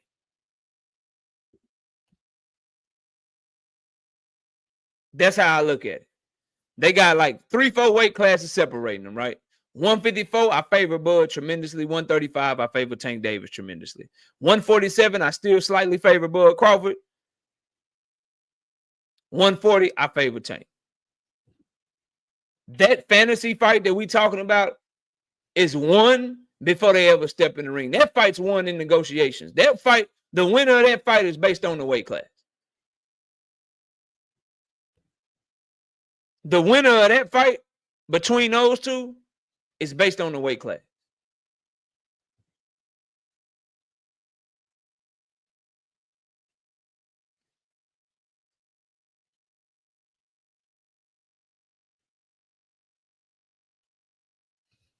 So I'm talking about, bro. See some stuff going in the chat. I don't know how true it is. Oh, okay. I got you. I got you, Jalen. So, but yeah, Dark, that Calvin Ford, Kenny Ellis, Tank Davis situation, if it's truly family, y'all got to go back to the drawing board and get that shit right, bro. Something with the game plan, something with the training, something with the mindset. Y'all got to figure that shit out, bro. Because Lamont, like, hopefully you can see, hopefully you can see now, bro, what Lamont Roach is. They really thought Lamont Roach was like family. Like he was coming to, you know what I mean? Like he was Tank Davis' friend. He's not your friend, bro. He want everything you got. And I'm not even saying Lamont is wrong for that. I'm just saying like that friend shit, he cool, we friends or whatever. He coming for everything you got, bro. None of these boys that like, if he ain't learned anything from this boxing shit, bro, all them niggas want your spot. They not that friendly shit, that we cool and shit, man. Don't be sparring with niggas on no cool shit. He not a snake, dank father. He's not a snake for wanting Tank's spot. He's a snake for that lawsuit, that petition shit. That was some snake ass shit. He's not a snake for wanting to beat Tank and be in his position and be the face of boxing. But he gotta get that shit together with Calvin and Kenny and them, bro. He gotta get that shit together with them, dog. Now you gotta see like all that cool shit, showing respect, giving him the benefit of the doubt, bro. He coming for everything you got, bro. That nigga already got merch. That nigga done went on a whole interview tour like he won and shit. Come on, bro. Come on, bro. When Lamont Roach starts selling merch, this nigga selling merch out this bitch. Then gained about 30,000 fucking followers on social media and shit. This nigga running around this bitch parading like he won and shit. He went on nightcap, nigga. Nightcap and shit, boy. Say interviewing left and right. Off your name, nigga. Off of your name. He didn't do that shit after Hector. He didn't do that shit when he defended his title. He doing that shit off of your name, bro. So get your shit together in that camp, man. Your mind got to be right, because that boy want everything you got, bro. He did not win, bro. That shit was declared a draw, rightfully so. And a lot of people say Tank Davis won, dog. A lot of people. It's just as many people saying Tank won as people saying Lamont won. And a lot of people that saying Lamont won, some of you are legitimate fight fans, but some of you just want Tank Davis to fail. KO, any truth to the rumor that the fighters on the February 22nd card didn't get paid? I ain't heard nothing about it, bro. I hear people saying that. I can't confirm or deny that shit. I can't confirm or deny that shit. Jonathan, you're right. And the majority, watch this. Watch this. Let's do this. Let's do this. Jonathan, you thought he lost?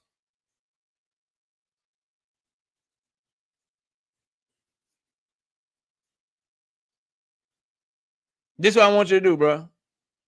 This is what I want you to do. I want you to tell me, before I move to the next topic, let's do an exercise, chat. Everybody tell me who you thought won the fight, and then who your favorite fighter is. Let's do an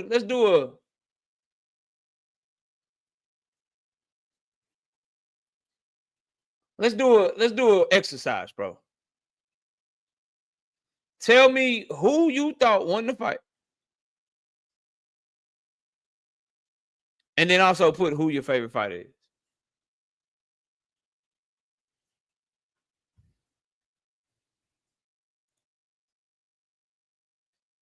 Let's watch.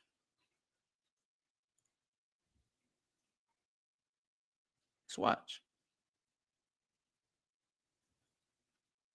Come on, keep coming.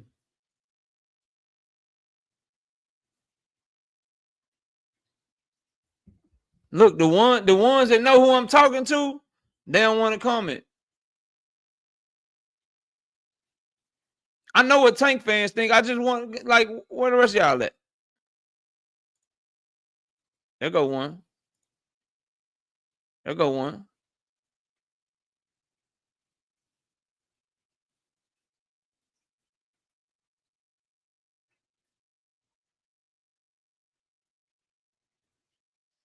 That boy say he a Junto fan.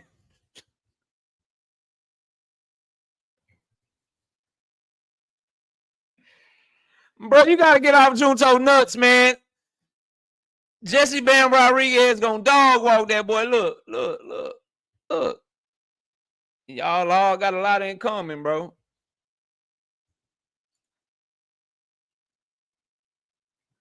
The crazy thing is, bro, the people that matter actually thought Tank won. The people that buy pay-per-views and show up to fights thought Tank won. The niggas that saying Tank Davis lost are the same nigga that say Devin Haney the face of boxing because he got it, because he be popping on YouTube. This nigga Lamont Roach won on Twitter and YouTube, nigga. And them niggas don't buy fights or go to them. Gary Russell Jr. said that nigga won, and you know Gary Russell don't like Tank. Jerome Bouzini said he won too. The only nigga saying he lost is YouTube niggas that don't buy fights. You niggas don't even have a DAZN subscription. Dan Raphael and Mike Coppinger writing letters to the damn New York State Athletic Commission, but they ain't writing shit to the British Board of Boxing Control when that goddamn Turkey Al-Sheikh told them boys them scorecards and shit. Niggas taking a moral victory and shit. Nigga look bad. One fight. Nigga been knocking shit out for 10 plus years. He had one bad fight. Now he trash, bro. Now he trash. That's all right. A lot of all-time greats have shaky performances and shit and bounce back. If he's who I think he is, he'll be just fine. But a lot of y'all, bro, y'all look crazy right now. I remember watching boxing when Andre Ward was getting shitted on for the first Kovalev fight. I remember nigga Jose Luis Castillo who got, man, hold on, bro. Cause see, I think y'all niggas memories be bad, bro. Let me educate y'all. I want to move on, but some of y'all just be bullshit. You just be bullshitting, bro. All right, let me see something, bro. Where this shit at? Here we go. Let's do some research, bro. Okay. All right, bro. Now, by the time, where is it? Hold on. All right.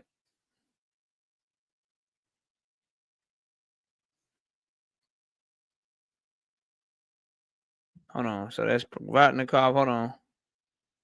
I'm going to find this shit. All right. So that's 1, 2, 3, 4, 5. All right. So, bro. So a lot of niggas felt Jose Luis Castillo beat Floyd Mayweather ass in the first fight, bro.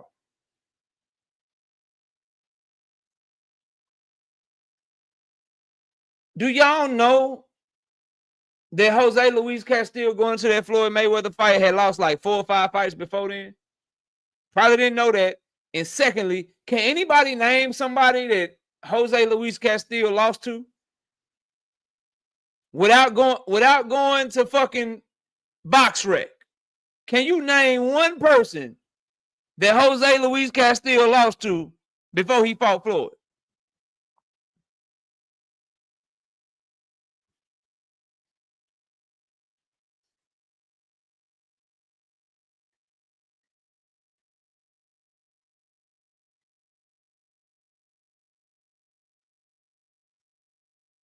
No, he did not fight Diego Corrales before Floyd. He fought him after Floyd. He fought Floyd in 2002. He fought Corrales in 2005. Anyway, the point is, bro, Floyd is one of the greatest of all time. And he struggled mightily with a fighter that had questionable losses on his resume to motherfuckers that y'all don't even know. And the same conversations were being had about Floyd Mayweather until he went right back in there the same year and showed Jose Luis Castillo what it really was, bro. That's the position that Tank Davis is in, bro. Yeah, he did, Chuck. That's the position that he was in. Nothing more, nothing less, man. All he got to do is handle business this summer and all this shit goes away. Just like it did for Floyd, just like it did for Ward, just like it did for all the great fighters before him, bro. If he don't handle business, then the conversations are, did he get exposed or did Lamont Roach just have his number? And we still want to see if Tank Davis can do something with Shakur, if he can do something for Keyshawn, and it'll be the same Mosley, Vernon Forrest conversation. Some of you motherfuckers are just new to the sport, bro. Difference, Floyd won. No, the public opinion is what we're talking about, Jalen James. A lot of people's public opinion was that he lost, just like a lot of people's public opinion is that Tank Davis lost. People don't care about the win on his resume. They didn't care about the win on his record at the time. People were shitting on him, which is what made him run it back. People didn't care about the win on his record against Maidana. People were shitting on him, which is what made him run it back. People don't care about this draw that Tank Davis got, bro. They don't care that he still got an O on his record. They don't care that a lot of people feel like he won the fight. There's questions there. So he got to go answer those questions. He's already doing it, OG Shelton. They've already confirmed the rematch. Dub Right Side, what's up, bro? Shout out to my dog Greenville and Mike, 10-piece. No biscuit in Super Chat. He said, same dudes who say Devin won the Loma fight say Tank lost to Roach. Roach didn't convincingly beat the champion, just like Loma didn't win convincingly. I mean, here's my thing, right? As I said, the Devin and Loma fight was a 7-5 fight either way. I always be right there, objective as fuck in all these situations, because when I'm scoring fights, I really score them bitches, bro. I really score them, fam. I gave Tank 1 through 6, and I gave him round 9, bro. I can tell you the round. I gave Lamont 7, 8, 10, 11, and 12, bro. I scored a 7-5 for Tank, but it was a 7-5 either way 6-6 fight, bro. So I'm not pissed at all. But the problem that I have, Greenville and Mike, is that niggas is like, yo, he got washed. He got obliterated. Nigga, he outboxed that nigga for the first half of the fight. That shit was some Devin Haney, Shakur Stevenson type of like, all right, bro, when something gonna happen, nigga? Like, god damn, like, okay, nigga, you faster than this nigga. You outboxed, okay, nigga, stab jab to the body, nigga. I get it, bro. Straight left up top. You faster than this nigga. All right, bro, what's up, nigga? Like, you're outboxing him, fine, nigga. You outboxing him. What you gonna do? And then when he tried to, that's when Lamont Roach turned up. And I thought Lamont Roach flipped the script, and where Tank was winning early, Lamont Roach turned up late, bro. But to your point, though, nothing was convincing. So run it back. I'm not one of these bitch ass fans like my favorite fighter don't look good. I run away from it. Nah, nigga, go back, go get that back so you can look good. I need to be able, like, when I talk shit, I want to be able to talk real shit. I don't want no fake confident shit talking, bro. But yeah, the thing is, Greenville, and I'll take it a step further. Niggas that was pushing for Deontay Wilder to get his get back in a loss, or trying to find the other options for Lamont Roach to fight outside of Tank Davis to keep this quote unquote L, this win over Tank Davis that they feel like they got. That's some diabolical, nasty ass work right there, if you ask me, Greenville and Mike. Niggas that push for rematches with Deontay Wilder and Tyson Fury are now pushing Lamont Roach to try to go entertain some other options. Talk about hating the motherfucker. Talk about hate. It's so bad. Niggas like, okay, he looked bad. I'm glad he looked bad, nigga. I want to talk about that forever. Lamont, go fight somebody else. They don't even want the rematch for real, nigga.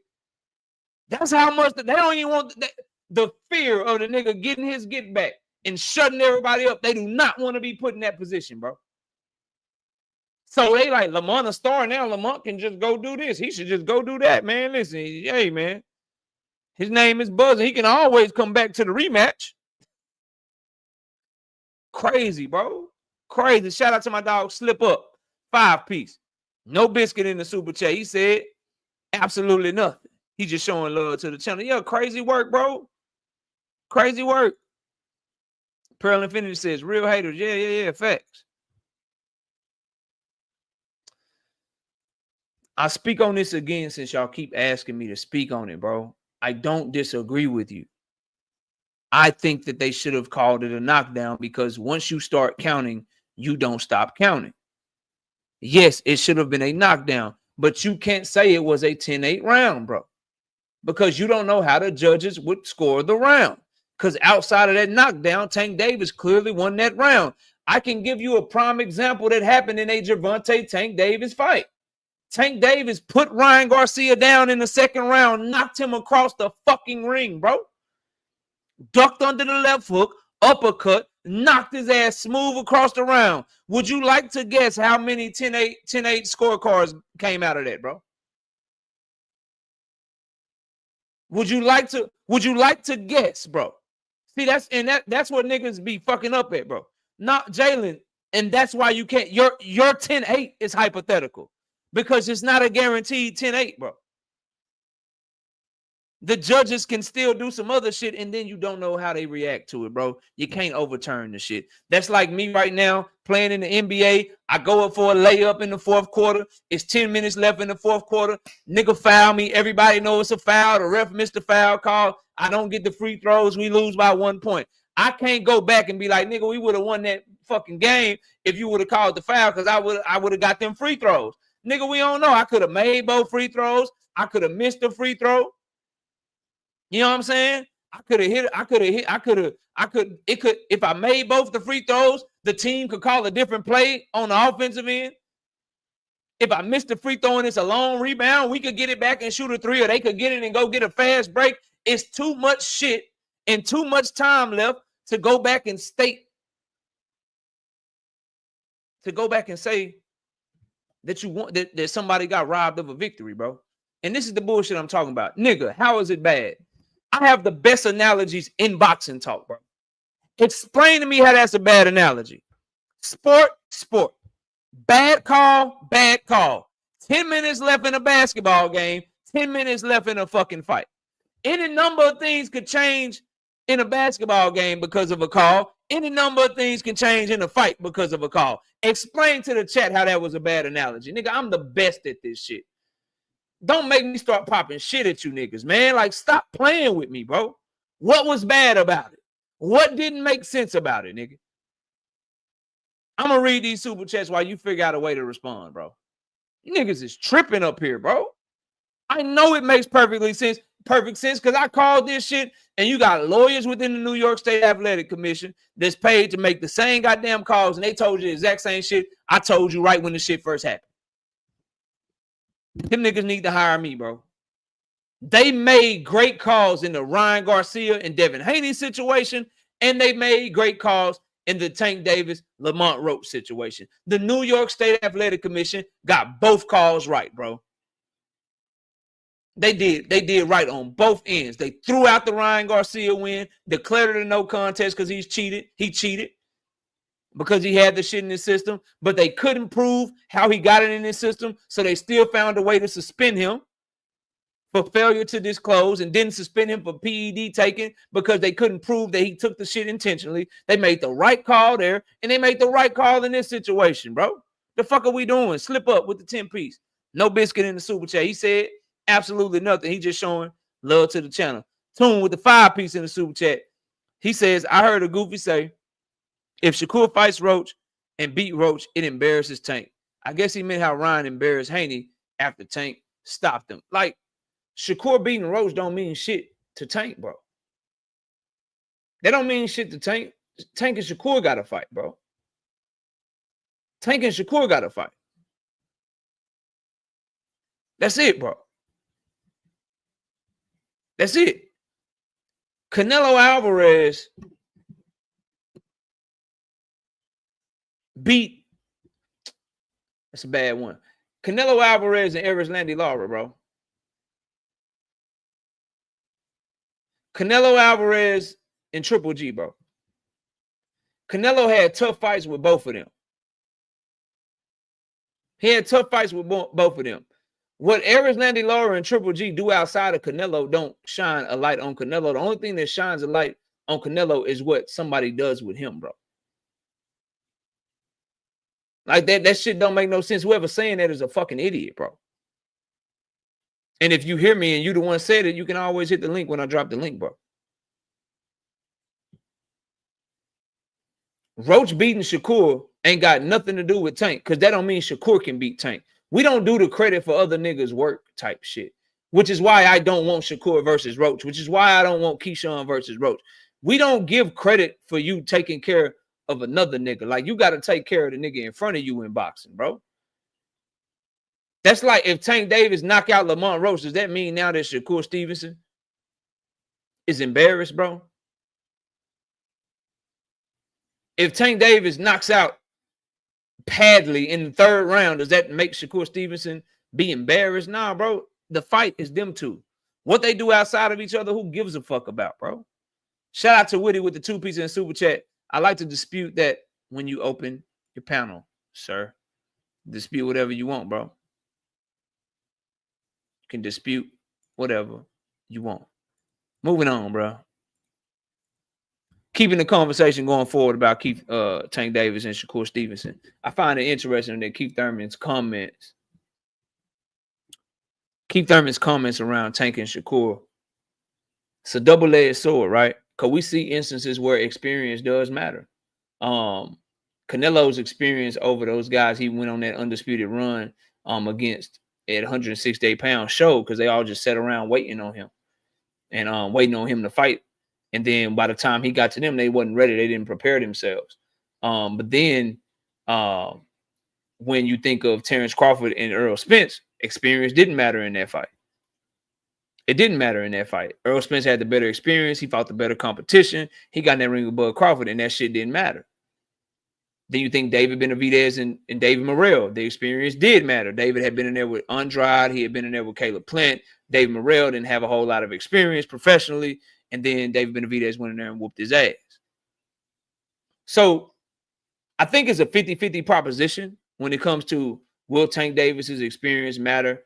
And will that be the reason that he beat Shakur Stevenson? I don't think whoever wins that fight because of anything other than who's able to dictate how that fight is fought. If Shakur Stevenson can't find a way to get Tank Davis's respect the way that Lamont Roach got his respect, you got no shot. If you allow Tank Davis to be on the front foot and not worried about nothing that you got going on, then you cooked. What Lamont Roach did good is in the back half of that fight, he caught Tank Davis shots and he fired back and he stayed in the pocket with him and he didn't allow himself to be pushed back. That was the main thing. The boxing at distance shit that Shakur Stevenson likes to do, that part of the fight, Lamont Roach got thoroughly outclassed and outboxed. Lamont Roach had his success by taking bombs, showing a granite chin, not folding, not being scared of power, and pushing Tank back some and meeting fire with fire, bro. You not finna win. Yeah, he not, Dank Father. He stood there with a power puncher and caught and shoot. When Shakur gets in there with a power puncher, he behaves totally different. So you're right, he's not Shakur.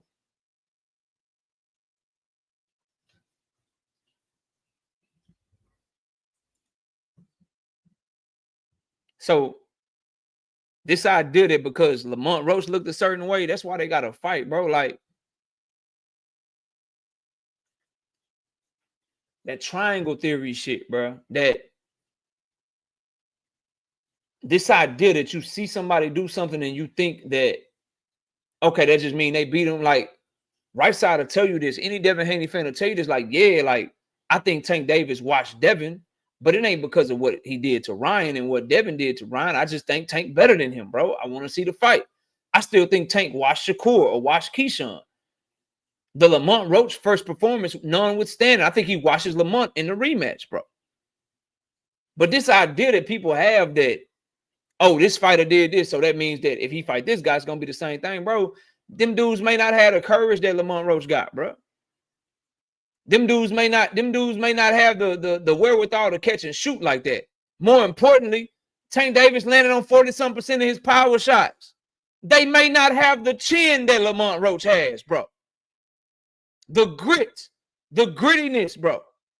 Their trainers might not be as good as Lamont Roach Sr. They might not be able to take the body shots that he took.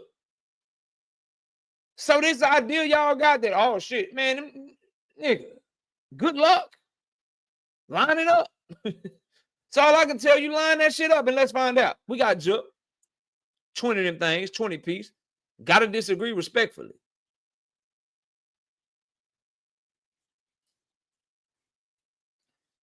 It should have been a count because the ref had already called a timeout. It should not have. My bad, Jup.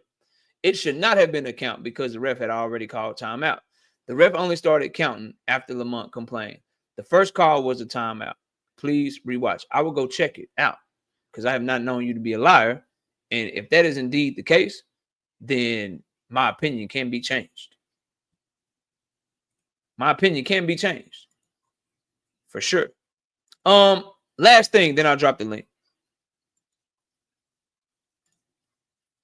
Oh, yeah, back to, so, and then the resume talk. Like, I don't really think this is a conversation that needs to be had, but I will have it.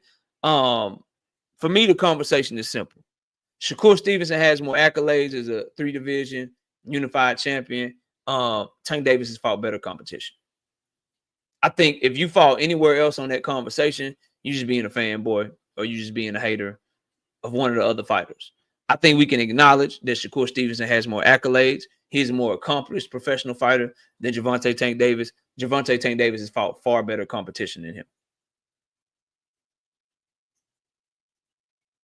So what Keith Thurman said about names and competition and who they fought or whatever, he's spot on, bro.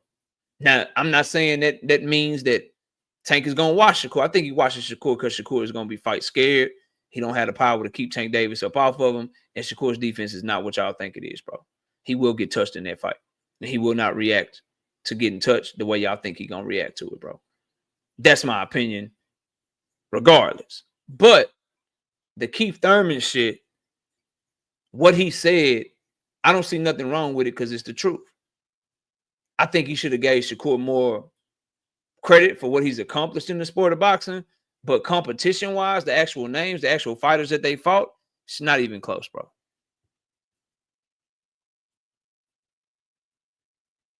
It's not even close. It's not even a conversation to be had, bro. Shakur opponents were more decorated fighters. Tank Davis is, you're right. You're right. Who's more decorated that Shakur fought than Leo Santa Cruz? You could say some of them were more decorated, but who was more decorated that Shakur Stevenson fought than Leo Santa Cruz?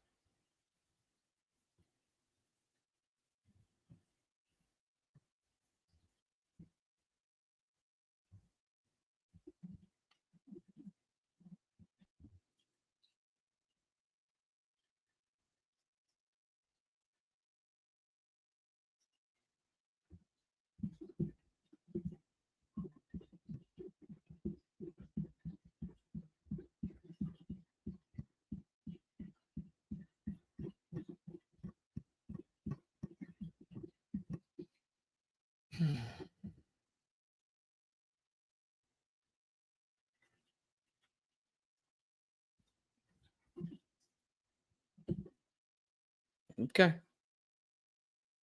He's fought the better fighters. That don't mean he gonna win or lose the fight. He'll win or lose based on how they match up. But Keith Thurman ain't say nothing wrong, bro. Let's keep it moving. Then I'm gonna drop the link for y'all.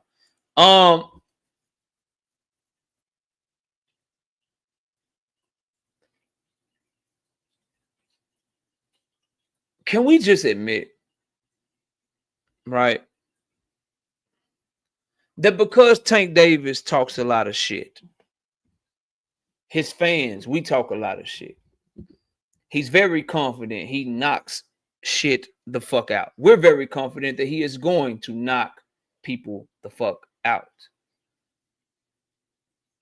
Can we just admit that a lot of the controversy surrounding this conversation with Lamont Roach, can Tank Davis haters just come together with those of us that are Tank Davis fans? And can we just all agree that a lot of this shit y'all doing is because you just wanted to see that young man lose? Can we be honest about it, bro? Now that we're pushing for the rematch, now that Lamont Roach team is confirming the rematch on multiple occasions, Lamont Roach himself has confirmed the rematch. Can we just all come together and agree that y'all just want to see that young man lose? A lot of you. And to prove it to you,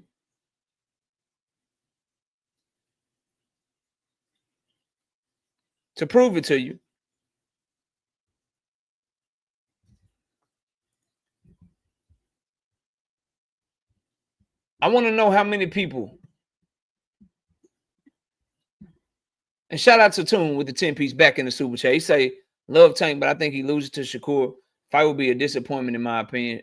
Shakur will taste Tank's power. It'll be a Edwin 2. He'll run around 12 rounds. Then they'll say it's the sweet science. He ain't beating Tank like that. You ain't getting a decision on Tank like that, bro. Not running around the ring because you're scared and everybody in the goddamn arena and all the judges and everybody know you running around because you're scared. You ain't getting it like that, bro. You're going to have to be countering. You're going to have to be like, he going to have to be in his bag, bro. That running shit, that's not going to work. And you ain't going to be able to run. Tank feet are too good and he cuts the ring off too well. That shit not going to work, bro. That shit not going to work. He going to have to do something else. Anyway, bro. Anyway. And this is how you know that that's what it is, bro.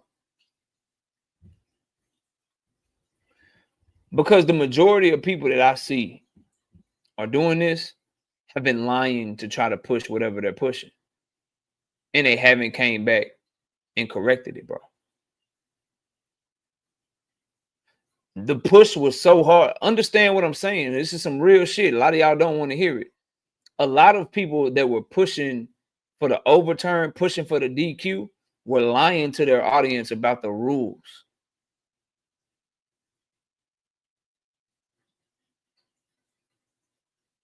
Straight up, bro. Like a lot of people were lying to try to get shit overturned. Dan Raphael and Mike Coppinger wrote letters with lies in them. Content creators stated rules that do not exist, bro. Lies about automatic DQs, lies about an automatic knockdown, automatic point deductions, all lies, bro. All for the sake of trying to get the result that they wanted, that they feel like they earned, bro, that they feel like they deserve. None of those rules existed, and no matter how much I told y'all and told y'all the truth, this is what's going to happen. This is what the rule actually states.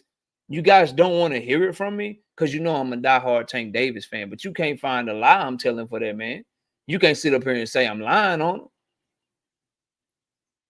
You can't sit up here and say that I'm not telling you the real shit. That's how you know it's hate, bro. Let's be honest, fam. Because if you trying to prove your point with lies, then that means you care about proving your point more than you actually care about telling the truth. So that means you got an agenda, bro. That means you got a certain agenda that you're trying to fill. You got a certain way that you're moving out here to try to get things done. Because if it wasn't that, then why would you lie on the man? Ace Stain, what up?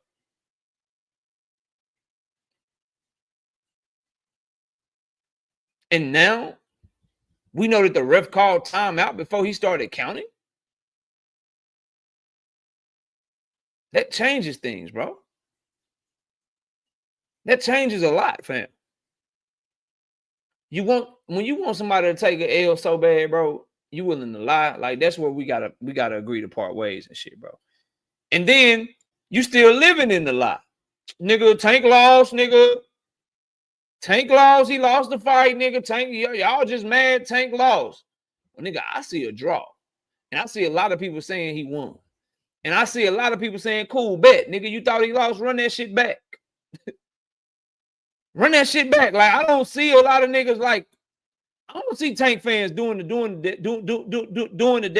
Devin Haney over here.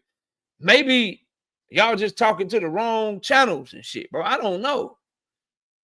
But in my orbit, niggas is like, run it back. We feel like he won, but we feel like, nigga, he ain't performed well.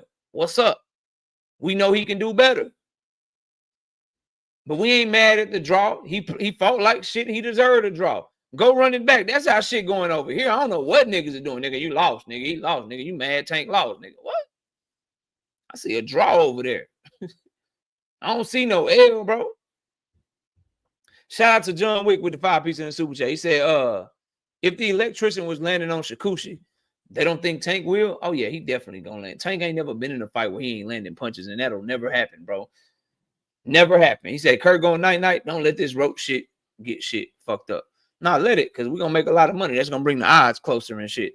Kilo Nita being a member for 23 straight months. Hell yeah. They hate that man. You can tell, bro. So much so, to continue the conversation, niggas don't even want the rematch no more. Niggas legit out this bitch. Well, you know, Lamont Roach got options.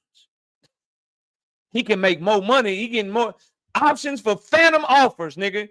Bro, ain't nobody came out and offered Lamont Roach shit. It's legit niggas out here like, man, he can make more money fighting Shakur. Turkey put the money up. He can make more money fighting Shakur. He can make more money fighting this person. Tanking his team better come correct. Tanking his team better come correct because Lamont Roach got options. What the fuck you mean he got options? Why would you even put that in the atmosphere as something that you want to entertain?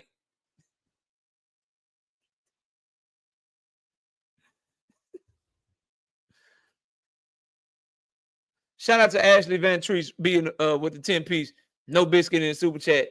She says, Absolutely nothing. She's just showing love to the channel. We appreciate it, Ashley. Thank you. You can't make this shit up, bro. And a lot of people that's doing that weird shit, they was going crazy for the Deontay Wilder Tyson Fury rematch, bro.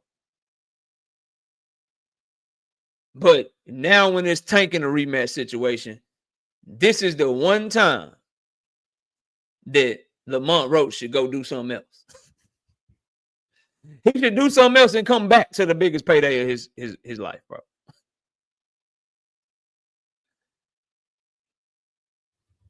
What do you say? KO 50-50 split for the rematch. What you think? Nuke says they hate Tank so much, they trying to create the narrative that he lost his A-side status so it benefit their favor. Whoever's saying that shit, you're a fucking dummy, bro. You think them 19,000 people was in the arena for Lamont Roach? Whoever is perpetrating that shit, you're a fucking idiot, bro. Does anybody think those 19,000 people showed up for Lamont Roach? Or when they do the huge gate they gonna do, they showing up for Lamont Roach? No, outside of Tank Davis, Lamont Roach will not be a draw, bro. He will not be a draw. Now, Lamont Roach can take that for sure if he whooped Tank Davis' ass. But he didn't beat his ass. He fought the nigga to a draw, run it back, and niggas gonna show up again because it's Tank. That's why Terrence Crawford doing the interview. Who named? Tank Davis. Shakur Stevenson doing interviews. Who he still talking about? Tank Davis. Keyshawn Davis doing interviews. Who he still talking about? Tank Davis. You niggas don't even like Lamont Roach for real. That's the other thing that pissed me off. You just niggas that want to see Tank lose because you rep the other side. You either repping Shakur, you repping Devin. So you having the Tank Davis shit-a-thon. That's what y'all on. That's what y'all doing, bro.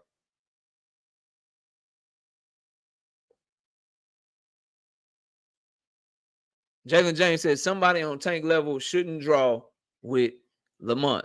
Somebody on Floyd Mayweather's level shouldn't have fought to a fight with Jose Luis Castillo that people felt like they lost. Somebody on Lennox Lewis level shouldn't get knocked out by Hassan Rahman.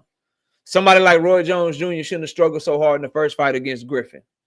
It happens, my nigga. Somebody like Patrick Mahomes shouldn't perform so shitty like he did in the last Super Bowl. It happens, bro. Michael Jordan should never have a game where he scored less than 20 points.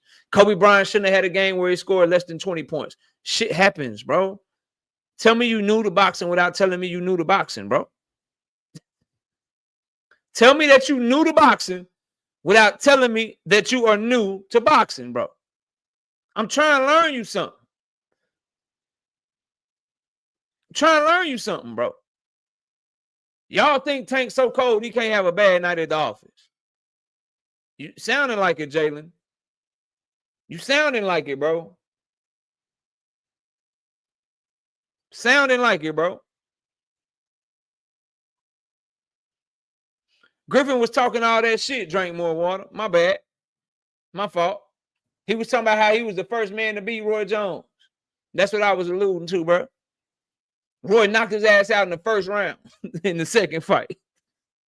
The first or the second round. I can't remember, bro. But now what I'm telling y'all is, bro, you'll know if he was exposed based on how the rematch go and how the rest of his career go. Niggas get the right shit all the time. What made Floyd great, that's part of the lure of Floyd, right? That's part of the lure of Andre Ward. That's part of the shit that we say about Lennox Lewis, right? We like, yo, yeah, they had this questionable performance, but he came back and whooped his ass, though. Oh, yeah, he knocked out Lennox Lewis, but Lennox Lewis came back and demolished his ass in the goddamn rematch. He made Oliver McCall cry. Y'all know Oliver McCall knocked out Lennox Lewis, too? Y'all know that, right? Or like, y'all know like McCall, bro, the nigga that was like just weird, started crying in the corner and shit. He had already beat Lennox Lewis before, bro. If memory serves me correctly. Somebody correct me if I'm wrong. He got in the second fight with Lennox. Lennox piecing his ass up. He just started crying in the corner.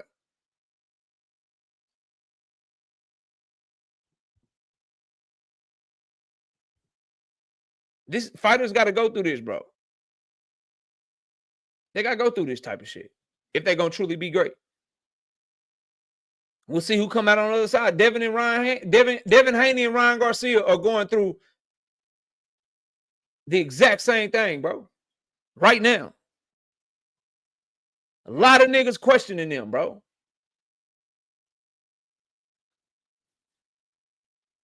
A lot of niggas questioning them, bro. That rematch is where it's at. That's why I hope they both get through their shit on May the 2nd. But that rematch, bro, that's everything right there. Fighters go through this. And you either come out on the other side or a nigga just got your number. This ain't nothing new. Now, that ain't the real BF. Y'all can block him, bro.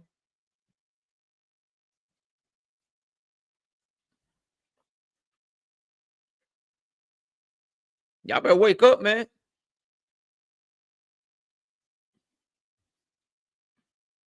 Y'all better wake up, man. Real talk. I'm telling you, bro. This ain't nothing different. And then, you know what? Here's the thing, bro. That wasn't the real BF, Brandon. Here's the thing, though. It's risky both ways. And then I'll drop the link for y'all. It's risky both ways, though. It could be like what I'm saying, and it could be one of them Andre Ward, Floyd Mayweather, Lennox Lewis moments where niggas, you know what I mean? He bounced back and he showed his greatness. Ray Leonard, Roberto Duran. It can be one of those moments. Or it could be the Mike Tyson shit. You lose, and then you keep losing big fights and shit because your mind ain't right. And you wasn't as good as people thought you were. It could be the Shane Mosley, like you just can't fuck with Vernon Forrest. It could be the Roy Jones, Antonio Tarver. You just can't fuck with Antonio Tarver. It could go either way. We get to find out, though. We get to find out. And I'm not scared. But the lies and shit and pushing for Lamont Roach to go fight somebody else and trying to get the DQ and shit, that shit seemed like a lot of you niggas scared. That you believe it was a fluke. That you believe that Lamont Roach ain't up to the task the second time. You believe that Tank about to shut all that shit up. That's how you coming across. A lot of you seem scared. A lot of you seem scared, bro.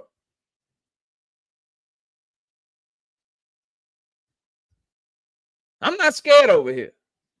Proven right, proven wrong.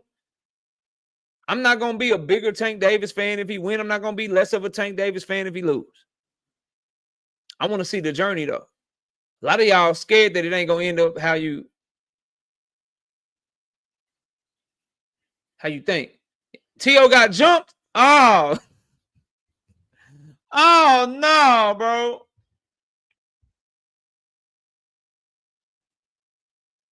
Hold on, bro. Hold on, fam.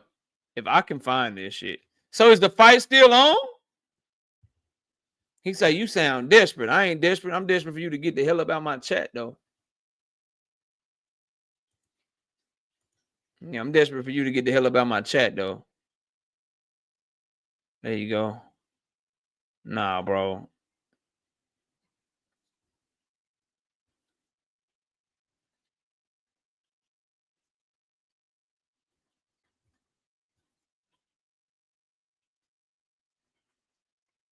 Oh, he took his hat off first.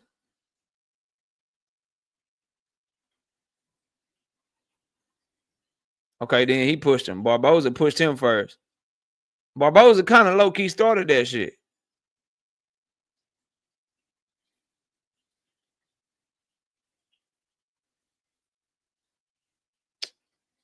Yo, that's crazy. Did he get jumped, bro?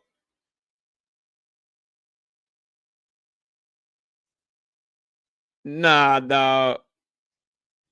It's a video and I'm looking for it, bro.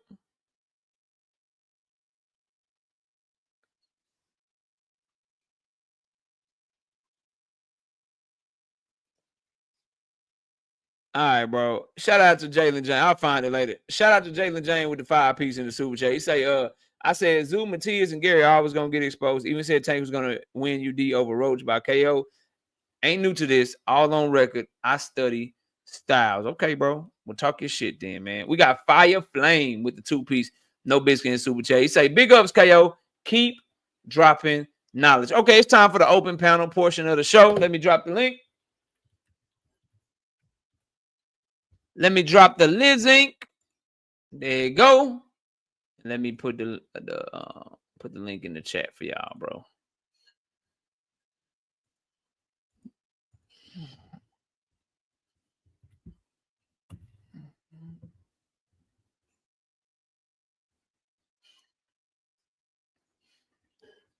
Yeah, we'll be making content on that shit tomorrow. They had to do something to get it popping.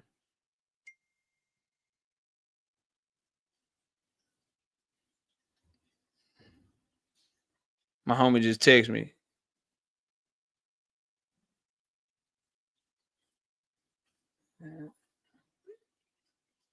All right. Link is in the chat. Let me pin it so I don't have to drop that shit again, man. I see y'all backstage. Give me a second, bro. I'm just trying to pin this link, and then we can get to the action, bro. Shout out to everybody too, man. Y'all smash the like button, please. Smash the like button and also donate to the channel, man. Drop a super chat, show your love and support to the channel. I think I got a did I pin the right message, bro?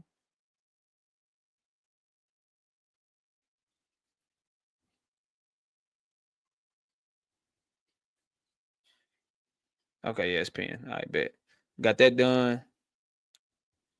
All right, let's see who all we got backstage, man. Oh, I think I got a cash app I need to catch before I let y'all up. Hold up. I don't want to miss it. I'll be missing the cash app sometimes. Can't be missing the money. Oh, yeah. Shout out to my dog, Carlton Newcomb, man, coming through with the 5-piece in the cash app. We say cooking every day. Yeah, we work every day over here, bro.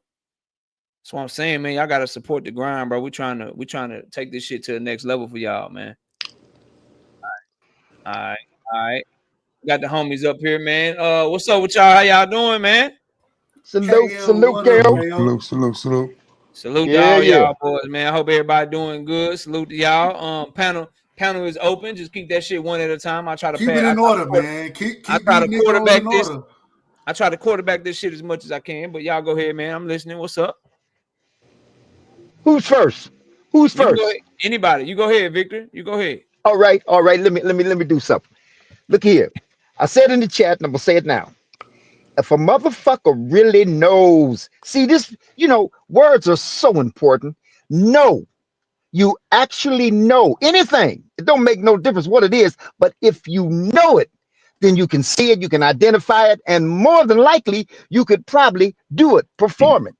Whatever the case may be, if you know how to fight, and if you know boxing skills, if you got a keen, sharp eye for that shit, then you would know, and I'm going to say this, that Tank actually won that fight. Take the motherfucking knee out just for a minute. Like KO says a lot of times, take the names off, take the faces off. Let's just go with some reasonableness, some logic. If you know how to fight and you take that knee the fuck out of that fight, you would know that Tank out-punched motherfucking Roach for the first half of the fight for sure. And then Roach matched him at the last end of the fight, at the latter end of the fight. Now, let me give you something else. Here's something else I want to go on. Then I'm make it quick. Look here, knowing. Now, if you know fighting and you know a fighter like I feel I do about Tank, there's something I know about Tank that I haven't seen yet. So most motherfuckers say, well, you don't know that because it ain't happened yet. Well, if you know the fighter, if you know skills, you know how to identify that shit, you might really know that. So let me give you an example. One of the best heavyweights as of recently was what's his name? Lennox Lewis. And yet Lennox Lewis he didn't lose a fight. It wasn't no controversy. That nigga got knocked the fuck out. Now, I understand that's heavyweights. Those are big boys. And maybe that anything can happen is more applicable in them heavyweight. But he got knocked the fuck out. And yet, he is still known as one of the best heavyweights that ever came along. But this is what I'm trying to get at. if you know about, can you see Tank getting knocked out? If you know boxing, you should know. And do you think that can you see Tank ever getting knocked out? What does that have to do with anything? I'm asking a goddamn question. Can you see it? No, you can't see it, can you? Here we go. Go ahead and finish, Victor, so I can pass. All right, I'm gonna finish right here because what I can see, because I know boxing and I know how to fight, I can see that Tank ain't never gonna get knocked the fuck out. Now we can go back to normal conversation if you want to and start talking about all that jibby jabbery shit. But what I'm trying to tell you is that nigga right there, Tank Davis, is not gonna be defeated by none of the motherfuckers that are out there for him to fight. And he sure the fuck ain't gonna get knocked out. All right, we got somebody can jump in. Who on the next? What point? Whoever said Tank is getting knocked out? Nobody said that. We said that the man. Hold on, brother. I'll let you. I'll let you go. I'll let you go on your nonsensical rant. I'll let you do it. Yeah, right. See. All right, now come on, be in order, brother. Respectfully. Okay. You out of order already. I'm not. All right, I'm sorry. He gonna keep talking. Look, no, I'm sorry. I'm sorry. Go ahead, right side. Ain't nobody say nothing about the man getting knocked out. Nobody said that. What we saying is from the fight that I watched, and I understand how KO scored it. I'll tell you, K, I thought it was when you said 1 through 6.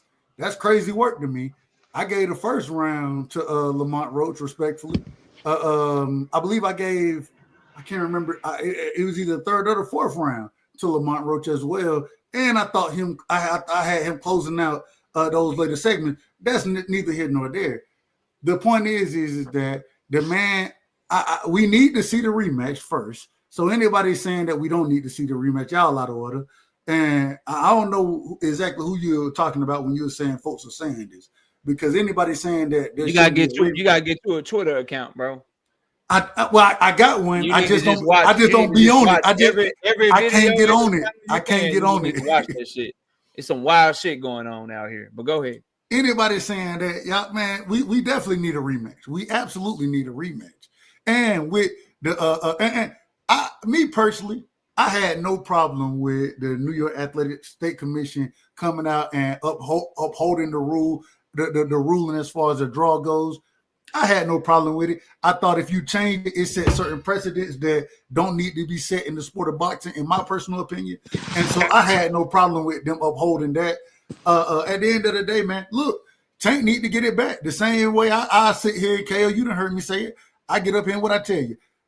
Devin need to get it back, right? I done said this multiple times. So I don't see what this argument, and I'm not saying from you, KO, but just in general, anybody saying that this man don't need to get back in the ring with Lamont Roach, or Lamont Roach don't need to get back in the ring with him, Lamont Roach need to go over here.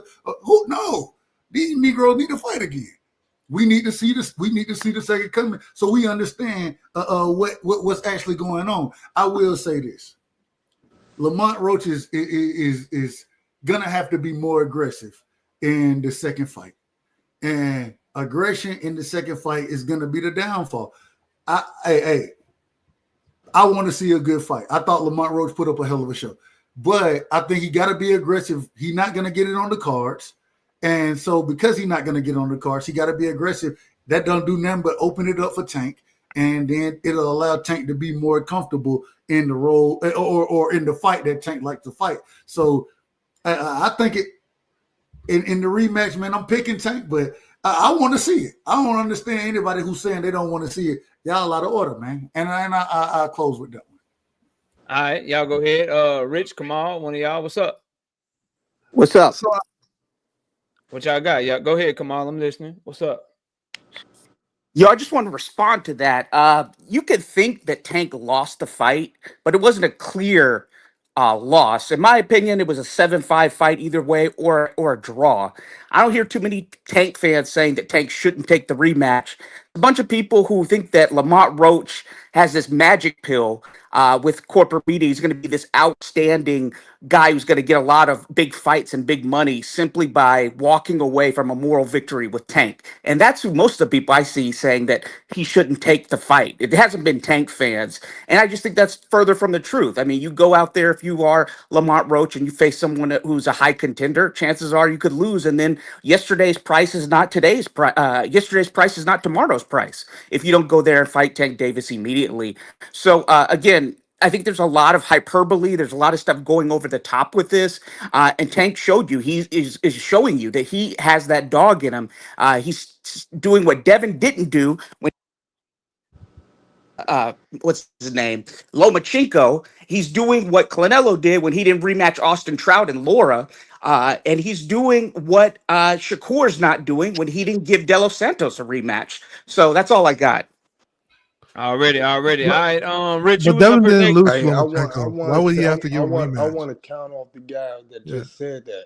Shakur Go ahead. beat Shakur, and you said this earlier too, Knockout. I was looking at one of your videos.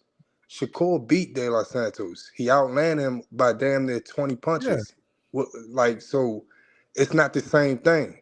And second, I heard you say that Lamont Roach is better than everybody on Shakur resume or Keyshawn resume. I'm That's talking crazy, 'cause- Knockout.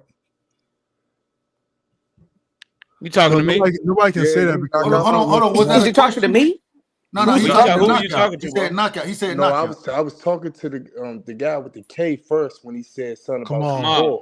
When Yeah, he come said something about Shakur, Shakur outlanded De Los Santos by over 20 punches, and he won. Okay, fights are scored round by round. They're not scored cumulatively. Round So by round. that's irrelevant. Okay, round by round, Shakur won. Go and look at the fight again.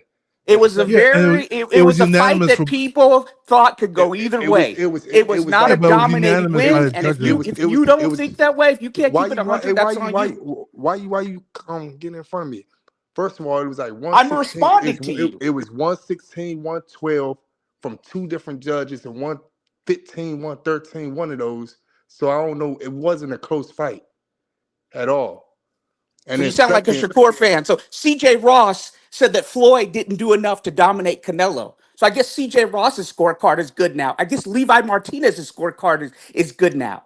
Okay, if we're going just by judges' scorecards, that was a clear, underwhelming performance. So much so that Shakap is now hyping up De Los Santos like he's the best thing since sliced bread, and trying to get Tank to do his dirty work and take out his trash by fighting De Los Santos. So But you Shakur changed the doesn't even argument. believe that it was a dominant win. What are you talking You're about? changing the argument, Kamal, because he's just Changing the saying argument. you are. He's just I'm saying not.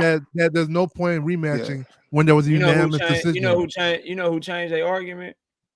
Who that? Shakur Stevenson, when he looked me in my face and told me that he wanted to fight Edwin De Los Santos again to show what he would do with him with two hands, and then he never fought him again. That's who changed their argument. Yeah, but y'all go ahead. but this one I'm saying. Wait, hold on. Y'all go ahead. Let me talk real quick. Go ahead, brother. But this one I'm saying, Knockout. He beat him. He beat him. It was a point blank. He won. No draws. He felt like it was close enough to where he wanted to fight him again. I didn't make him say that. He said that shit. Yeah. I mean, if he wanted to fight him again, he wanted to redeem himself. And some people felt like he lost, right? I don't know nobody who felt like he a lot lost. of people felt like Plenty of people. Plenty of people felt that. Who felt like how he lose? I'm not saying I felt that. I'm saying it was one reason. Basically, bro, the point that people are making is get that man some credit for having a controversial fight and trying to get right back to it. I mean, that's what he deserved. It was a draw. It was a draw fight. It was a tie. Everybody don't do that. You're supposed to want to fight. Ain't no. Everybody don't do that. You're not supposed to get no claps for that. Everybody don't do that. When most people in his position, they take a controversial like that, and then they get on down and go do something else because they don't want to risk it. No, most people don't do that, bro. He's gonna win on decision anyway. What draw fight? What fight? What do you mean? What's the risk? What are you talking about? Well, look at Teofimo. Teofimo didn't rematch Sandor Martin, did he? Teofimo didn't rematch Ortiz. They didn't get a first fight. We talking about a draw fight right now. We're not talking about We're talking about standards. We talking about standards are the same. We talking about a draw fight. We're not talking about no loss. Wait a minute. Hold up. Hey, KO. Wait a minute. Hold up. Let me ask you something. Wait a minute. Hold up. Let me ask you something. What I'm not gonna allow up here, bro, is we're not gonna say, oh, they just gonna give it to Tank Davis when they didn't just give him the first fucking fight, bro. Facts. So to clarify one thing, KO, let's not forget Lamont Roach said that Tank told him that he wasn't gonna win that. He wasn't gonna win the decision. Lamont Roach said that. Lamont Roach said Tank said, "Hey, they're never gonna give it to you." So if they're never gonna give it to you in this fight, what makes us believe? What gives us confidence that they're gonna give it in the second fight? In the middle of a fight don't hold no Tank's talking shit in the middle of a fight. We're never going to give it to you. Where's the proof that actually happened? That's just something that Lamont Roach said. That doesn't mean anything. Conference. That's irrelevant. It's irrelevant. Holly Berry told me she was going to marry me. I'm not married to Holly, am I? Irrelevant. So you think you think the PBC goes that far? Everybody they do this far. They do all this shit just to put Tank Davis in a position to rematch him. Like you think they only go halfway? Like why not go all the way and just make sure the judges' scorecard is scoring his favor, bro? Like that shit don't make no sense. If they just gonna give it to Tank, they could do that at the fight though. They could have just gave it to him easily the first 7 rounds, 7 rounds to nothing. The first 7 rounds. Well, I'll put you like this, for the 115, 113 in Tank's favor and got the fuck on down, bro. I don't know, KO. I don't know. I mean, Lamont Roach didn't feel hold on. Let me jump in real quick. What's up, KO? What's up, panel? What's up, Nori? What's going on? What's good? What's good? Shout out to Ashley with the 5 piece in the super chat. She say, "Get him, Kamal." Kamal got cheerleaders and shit in the building. Salute. Hey, say, get his ass, Kamal. I'm glad y'all do because I've never seen the Tank fan so humble. That sounds so humble today. Shout out to my brother John Nori, man. Shout out. I've never heard this before. Usually I come on here. It's about a couple narratives. You know, we got the Shakur narrative going on. We got the Devin narrative. This only talking about Tank this whole time. I can't believe it. Okay, hey, but let me just say this one thing. Tank getting some shine, right, John? I can't believe this shit. Hey, listen. Sean and Devin is because they fans can't stop talking about Tank. Wait a minute, hold up. Devin had a whole press conference today. His fans don't give a fuck. Hey, let me say this real quick. Hey, look, if you guys, unfortunately, bro, it ain't nowhere for Right Side, it ain't nowhere for Frequent, it ain't nowhere for Boxing Hacker to go where they can go find one of these channels talking about Devin Haney's press conference so they can hear about their favorite fighter. They got to come over here and talk about Tank because ain't nobody talking about Devin today, bro. We're gonna.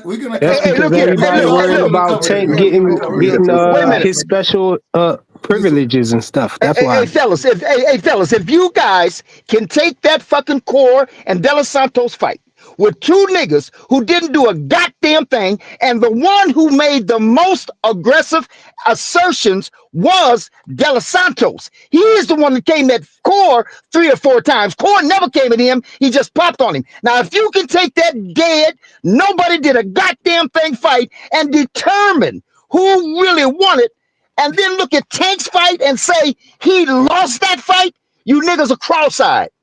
I'm cross-eyed, nigga. He lost. Now what? Hey, Cook, Victor. They're not. Nigga lost. They're biased. Andre Ward rematched Kovalev, and Andre Ward was given credit for the first fight. Floyd rematched Maidana. I thought he beat Maidana clearly.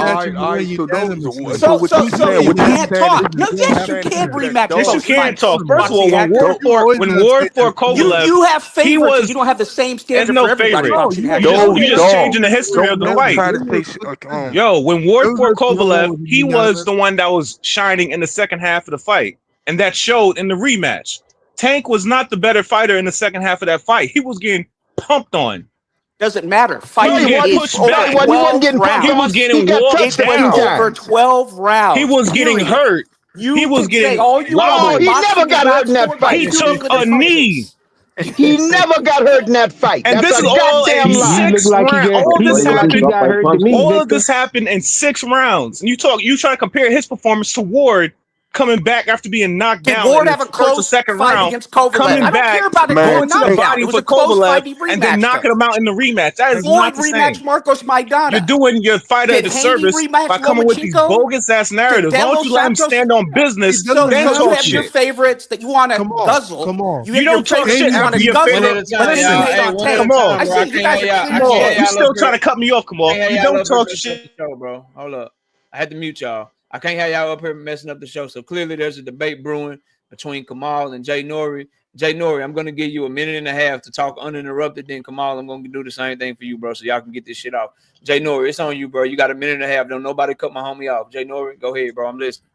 Salute. What I was saying was y'all are doing too much protection. Y'all gotta take criticism. Y'all was talking a whole lot of shit about all these other fighters at 135. Your boy came up a little short. It's okay. It's okay. There's a rematch. You lucky the PBC's letting him get the rematch up because he's a money man. Usually money man don't take chances like that. So you lucky. So you're gonna get the rematch. Now, if he put on in the rematch, then you can talk shit. You can't talk shit when the guy arguably lost the fight, didn't get called for a knockdown, did not have any of the highlights. I looked through the highlights like 20 times. I only got a few highlights from Tank, and usually it's on the gloves. He's getting wobbled in this fight. That's He's a lie. taking a knee. Lie. He's coming up with excuses why he didn't take a knee. His coaches are arguing in the corner. The ref is looking at him like, hey, I don't know what you're doing there, but it looked like you're taking a knee. Look, you not. It's a knockdown. I have to call it a knockdown. He started counting, and then he's having conversations with the nigga. It's bad out here. So why don't you take it on the chin, pause, and then when he come back in the rematch, then you can talk shit. But y'all can't be comparing this nigga to Floyd and Ward and all this other shit. He not one of those yet. You got to put on first before you get that kind of respect and leeway. Hey, listen. It's not on you, bro. It's not on you. Okay. Let Kamal respond to him. Come on, you got a minute and a half. Go ahead. I don't know what this ashy, chap-lit motherfucker was saying when he said that money men don't have to take rematches. Because last time I checked, Anthony Joshua was a money man. Wasn't Anthony Joshua a money man? Did he rematch Andy Ruiz? Did he rematch Usyk? Was Floyd Mayweather a money man? Did he rematch Maidana? Okay. Did Clennell Ho rematch Bum Lovkin? He rematched him one more time that we didn't want to see. The first rematch we wanted to see. So this guy saying that Gervonta is allowed to take the fight and all that stuff, that's just malarkey to try to downplay Gervonta Davis. The fact of the matter is, it was a debatable fight. And if you have the same standard for everybody, then you're going to say, hey, look, Tank is taking the rematch of a close fight that was debatable, whereas Shakur Stevenson didn't. The only guy that he fought that people somewhat respect, De Los Santos, wasn't interested in the rematch, so much so that he's going on Twitter blaming his hand, blaming this and that for the performance, but he doesn't want the rematch. Devin Haney, when they asked him about the rematch, he said, I'm going home and having a threesome. Okay? Plenty of people, money men or not, have taken rematches. That's just malarkey from this guy. So the fact of the matter is we need to see them rematch. We want to see the rematch, but don't have one standard for your favorite fighter, irregardless of what you think, what you saw, this and that, trainers arguing. Have one standard for everybody. With Sergio Martinez and Paul Williams fought. It's time, Kamal. Yeah, nigga, you said all that. Didn't say a goddamn thing, nigga. Get smoked. Get smoked, nigga. We not gonna give Tank credit for taking a rematch from a draw. From a draw. All you said was Ashley looks to have not 1 point. Get smoked, white man. Hey, KO. Did you hear what he said? He said Tank got to do something, but Shakur didn't do a goddamn thing. He didn't have to do a goddamn thing, but Tank got to do something. I got you. I'm gonna go to you, Victor. I'm gonna go to Teach first, then I'm gonna go to Victor, then I'm gonna go to Frequent. Teach, go ahead, bro. Oh, yo, what up, Victor? I want to talk to you, Victor. That's perfect because I'm going to Victor right after you. So go ahead. So Victor, I got this fight 7-5. Hold on, Teach. Before you go. This the shit I'm talking about, bro. Bella, get that hate out your heart, Bella. Sister, get that hate out your heart. She said bullying works. We should all be thanking the internet. Weak ass Tank wanted to fight Jake Paul. You have no proof of that. Number one. Number two, get that young man credit. I know you don't like Tank Davis because you love you some Bud Crawford. But by Monday, the fight was Saturday. By Monday, that nigga was saying, I'm doing the rematch immediately. I'm pushing for this shit. By Thursday, Lamont Roach and his team was saying the rematch is done. Give that man credit, man. Give him credit. I know you don't like him. Give that man credit. Because if it was Bud Crawford and he lost a fight and he went directly into a rematch, we all know how y'all be talking. If he got a draw, we all know how y'all be talking. Or he had a controversial fight, we all know how y'all would be talking, bro. Give credit where credit is due, because y'all want that shit for Bud when a nigga don't like him. Y'all want that shit for Devin when a nigga don't like him. If I'm gonna do the same, y'all gotta do the same, bro. Stop that shit, man. That man moving like a dog out here. We know like Bud didn't rematch Madrimov. We know Bud didn't want that Madrimov rematch. Because he won. Tank had a fucking draw. Y'all think that was a good decision for them to leave it as a draw? A lot of people thought Madrimov beat Bud. So let's not act like that wasn't a close fight. Keep talking about I don't think that was a good decision for them to keep it as a draw, man. When you win, you could walk. Y'all let Teach go, bro. Teach, go ahead, fam. Man, this is Tank Week. Like, we're including Shakur, we're including Devin Haney in this talk. What do you mean Tank Week? It's always been Tank. I know. You see this shit, Teach? Hey, Victor. So I had this fight 7-5 for Roach, man. Like when we talk about the activity that was going on in that fight, who was cutting off the ring better, who was controlling the pace better, who was forcing the opponent into uncomfortable exchanges. I had Roach doing a little bit more than Tank, man, and that's why I had to give him the win. And the funny part is, like, I was indifferent towards the knee. Like, the only time that I brought that up is when that was a topic of discussion. But Roach won that fight without the knee, in my opinion. So I mean, what do you got to say about that? Like, am I a Tank hater for calling it 7-5 Roach? No, you have a very biased, at minimum, a biased perspective. Because you know why? I'm gonna tell you why. But let me just touch on this real quick. Since you're reasonable, it seems like you think reasonable. You tell me what just happened. What was just said? Motherfucking Shakur fought De Los Santos. In my estimation, and from what I remember, De Los Santos made throughout that fight, De Los Santos made 3 aggressive efforts towards Shakur. And he pinned him up against the rope at one point, and Shakur went up under him, then ran away from him. And they got memes and steel shots about that. Be that as it may, Shakur never asserted or was aggressive towards De Los Santos. Not once. He relied on just popping and staying away, popping and staying away. That was it. Now, you telling me that the way that Tank punched on motherfucking Roach, somehow, because Roach was able to counterpunch here and there, because Shakur Tank got a little frantic and started throwing some wild punches and was missing. And while he was missing, Roach was able. But the way that Tank was punching on that nigga, you can say that Roach won that fight, but somehow Core having a nigga come at him aggressively 3 times, never using any aggression, and just pot shotting the nigga and out touching him. That's what you consider a conclusive win, but somehow you gave Tank's fight while he's punching on the nigga and damn near knocked him out twice. You gave that motherfucking round to the other nigga. That lets me know. Yeah, I don't know about hater. That's a strong word, but you showing the fuck a bias. I can give you that. Victor, you don't score points for pot shotting, bro. Pot shottings don't get you points. Here, bro. Frequent ain't said shit. Yeah, let me get Frequent. Right, I'll respond later. Yeah, now Teach, I'm gonna let Frequent talk, then I'll come right back to you so you can respond. Teach, go ahead, Frequent. First of all, John Norrie, when you to say that Tank came up a little short was diabolical, bro. But that was diabolical. But I just wanted to ask Victor though. Victor, you said all Shakur did was pot shot and move and run and stuff, but you get points for pot shotting, bro. Well, that's cute. That means you're hitting the person; they're not hitting you. You're hitting them and getting away from them. You ain't hitting them. You ain't hitting them. You're touching them. What's your definition of pot shotting them, bro? So that's what I said. Touching them. All he's doing is touching them. He ain't really hitting them. Touching them, punching them. You know damn well. If you hit them hard, hit them soft, it's the same thing, bro. You know fucking well that Shakur didn't do anything to wobble that nigga.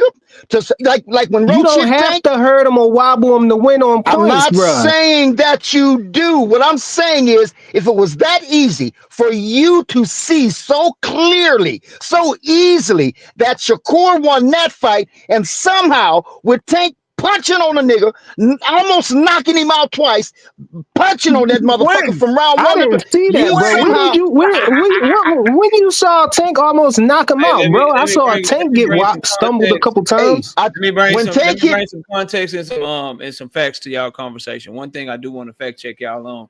I don't know who said it. I heard somebody say it. All punches are not created equal. So whether you land soft or you land hard, that's not the same thing. Clean and effective punches. Effective meaning there it is. It visibly affects your opponent. So a jab is not scored like a power shot.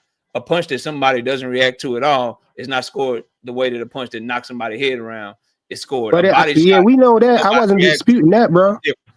So I just want y'all keep going. But it is a score. It is a point, though, right? Yeah. No, so if you're pot shotting the guy and he's not hitting you at all, then you're winning the fight, right? Yeah, you're still scoring shots. If you jab me, bow, you jab me. All right, cool. You jab me again, bow. Okay, you jab me. You landed 2 jabs, but I throw an uppercut to your body to make you bend all the way over and retreat. Yes, sir. I won that exchange, bro. Yeah, nobody's arguing that, but nobody's arguing that. But the problem is he couldn't hit. That's the problem is he couldn't hit Shakur though. Hold on a second, because I don't know. Y'all like the tag team champions of the world or some shit. You can't say that's not what he's arguing boxing hacker when that's what the fuck he said, bro. No, that's not what he's saying. That is exactly what he said. He said Shakur's pot shot and then moving and getting away from him. That's exactly what he said. That's exactly what he said. Shakur and Keyshawn. I don't know what the fuck y'all on. But that's exactly what he said, bro. So I'm making that correction. He just said that's not what he said. He said that's not what he said. This don't even have nothing to do with it. Y'all keep having y'all conversation. No, that's not what. That's not. You're making a different point. He said, "Yeah, you're changing what he was saying, bro." Yeah, you're making. No, it's not. That's exactly what I'm saying. You talking about us tag teaming? Bro, I don't know why y'all like. We don't have to stick on it, bro. Just take the correction and keep moving forward. Your exact words. I have a great memory. Shut up, boxing hacker. You're not. All right, let me finish cooking then. I have a great memory. What you said was, it don't matter whether you're pop shotting or landing. As long as you're landing, it's all scored the same. That's what you said, bro. That's exactly what I said. That's not true. That's not what he said. So go ahead, continue. That's not what he said. Okay, then since you're saying, let me be clear. Let me be clear on what I meant. Then, if you're saying that's what I said, if you're pot shotting the guy, you're scoring points. Regardless, what I meant by that is both punch. If you're punching a guy, you're scoring points regardless. And if you're getting away and you're slipping his shots and he's not getting shots in, then you're winning the fight. That's what I'm trying to get through to Victor. He's saying if he's pot shotting and moving away, but I don't know what he was talking about though with Tank almost knocking Roach out. I didn't see that at all. I'll tell you when. I'll tell you when. I'll tell you when. Need to be corrected. I'll tell you when. I never saw him. We never saw Roach look visibly hurt. Tell us when, Vic. Hold on. So Victor, Frequent just asked a great question. He said, I ain't see him getting knocked out. Victor, what were you talking about? I want to hear what Victor's talking about. Let me catch the super chat first, and then you got it. You can tell him what you're talking about, so y'all can have a conversation like adults. Drink more water with the 5-piece in the super chat says, Bud won that fight 118-110. Shout out to the idiots who hyped up Madrimal for winning 2 rounds. Allow me to finesse a stupid bag off of Virgil's odds. Shout out to 81 Hoop Zone with the 5-piece in the super chat. All I hear is OG wanting boxing to be back in the Jack Johnson days. Shout out to Hands Win with the 10-piece in the super chat. Baltimore in this bitch. Tank outlanded that boy. Knockdown could have changed Tank whole vibe if it count. By the way, Frequent Flyer, go fly your drones. He said that boy flying drones. I don't know what Frequent do. Yeah, definitely flying planes now. Tell Frequent what you meant, bro. Tell him what you meant and what you were talking about, Victor. Go ahead. I'm going to tell you what I meant. I forgot what round it was. It was one of the first really nice, solid. And as a matter of fact, during the fight, I just want to mention this real quick. And during the fight, they said, Roach better watch out. Tank is turning up. Now, what the fuck you think they said that for? Because he was skipping rope, jumping rope? No, that nigga was punching on that nigga. And the motherfucking announcer said, Roach better watch out. Tank is turning up. But anyway, in one of the rounds, Tank hit Roach with that left hand. Bam! Right upside his motherfucking head. And he froze that nigga in his tracks. And that nigga put his hands down and kind of looked at Tank. You know how they give off them false impressions as if to say, that didn't do nothing to me, but it did, nigga, because you put your fucking hands down and you stood there for a second. Then, when he was up against the ropes, Tank hit that motherfucker with that left. and Roach fell down on Tank's back because that was a nice, another solid left hook up against that nigga's head, and that nigga fell over on Tank's back, and the ref had to struggle to get that nigga to get off of Tank's back, and that's because that nigga was hurt, and he was trying to hold on for dear life, and that ain't the only one. The fuck you talking about? So he fell. Yo, So first of all, bro, that's weird for you to say that he fell on somebody's back. He fell on his back. You're but look, I'm gonna say this though, Victor. I'm gonna say this though. You said Tank was punching on Roach. Yeah, you right. He was punching on. They was punching on each other, bro. That's a fight. You know what I'm saying? They was punching on each other, but I didn't see Roach visibly hurt, bro. I did see Tank look like it was like a question if he was hurt. I can't definitely say that Tank was hurt because Tank ain't, I saw him stumble back though and get stumbled though. You know what I'm saying? So it looked like Roach had the better exchange in some of the results of the exchange is that he won. It looked like it was more dramatic than the exchanges that Tank won. I would say that. Oh, come on, man. But also, what I wanted to say though, when Dub was up here, hold on, let me. You're killing him, Frequent. You're killing him. But you know why? You know why I felt that way till you Frequent? Because you. No, that's what I saw, bro. It wasn't nothing about feeling. That's what Victor be feeling stuff when he be watching the fights. I don't be feeling nothing when I watch Tank fights. That's Victor, bro. But yo, let me say this real quick though. This the main thing I wanted to say though. Hold on, bro. This the main thing I wanted to say though, KO. I heard Dub saying when Dub was up here, he was saying that Lamont Roach needed to do more. And I'm wondering why. Like a lot of people think that Roach won the fight. Why not? Why don't Tank have to do more, bro? A lot of people. They both got to do more. You know what I'm saying? A lot of people aren't the judges. I think that it was a clear bias and everything. A lot of people feel I really think Shakur lost. Hold on, let me get this off real quick. Come on, Virgil Ortiz. Let me get this off, and then we can go back and forth. Hold on. He's built different. Yo, why do you think guys always bring up other fighters? Come on, Freaky. Yeah, let me finish this last part. Okay. Also, I thought that the New York State Athletic Commission got it wrong, bro. I mean, even if they didn't overturn it, they should at least made it a DQ, bro. Because now it looks like they did nothing. They just did nothing, bro. It's like a victory. This whole thing is like a victory for Tank and a loss for Lamont Roach. You know what I'm saying? At least we could have got a glorified loss or something with a DQ, because then that way it would be an asterisk and it would signify that something happened, something was wrong, bro. It just goes out like nothing was wrong. It looked like it was just totally biased, bro. Hold on, I'm gonna go to Paige and then I'm gonna go to David. Paige, you heard that shit. What's your response, bro? What's going on, KO? I'm Frequent. I just want to know, bro, how the hell is he gonna get disqualified? Bro, he did a bunch of things that'll get him disqualified. Okay, he got touched by his trainer. You asked me a question. I'm gonna tell you. He turned his back. He got touched by the trainer, and he stuck his head out of the ropes, bro. In the middle of a fight. Frequent. If they were going to disqualify him, they'd have disqualified him right then and there. What are you talking about, bro? I'm talking about the New York State app. Yeah, that's what should have happened. I can't say that's what should have happened, but it had the possibility. That's what you wanted to happen. No, I'm saying that them going back, the New York State Athletic Commission. So frequent. Let me ask you, bro. In a fight of that magnitude, with that much on the line, without a warning, without a point deduction, without a stern warning, you think that the play was to just go to immediate disqualification? Absolutely not. So then what the fuck are you talking about? So why you bring it up? I'm talking because in this situation right here. No, bro, stop talking, bro. You asked me what I'm talking about. I'm trying to explain to you. In this situation, you've been saying that he should be DQ'd. Not in the fight, not in the middle of the fight, KO. You've been talking not in the middle of the fight. I'm not saying that. Made the wrong decision. And then I asked you, without a warning, without taking a point first, without anything, he should have just been automatically disqualified. And you said no. So what are we doing, bro? What are we talking Okay, about? what happens? What happens if they would have if they would have made that if they would have disqualified him? What happens then, KO? If the New York State Athletic Commission's that would have been the quickest trigger that we've seen for any face of boxing that we've ever had in the history of boxing, bro. Not during the fight, KO. I'm talking about afterwards.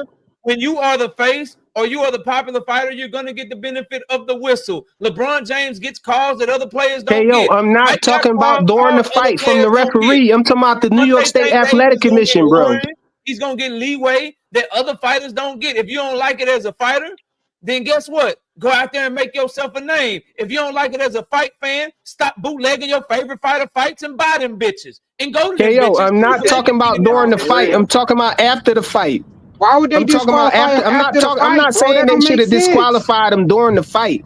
I'm saying that, them reviewing it, they should have made it. What happens if they would have made it a defeat? They said, look, bro, and I can't believe we got to keep having this conversation, but I have it with you frequent. They said, look, bro, we feel like it should have been a knockdown, but it's at the referee's discretion. We can't go back and give Lamont Roach the win because we don't know what happens next, bro. And you a disqualification would give Lamont Roach the win? Yes. What are you? Okay. Well, that's not what I meant then. A no contest then. That's what I mean. It should have been a no contest. That's what I mean. So just take it off their records altogether? Yeah, hell yeah. Because because right now it looked like nothing happened, bro. It looked like nothing happened. It is a victory. They both got a draw. And a loss for Lamont Roach, basically.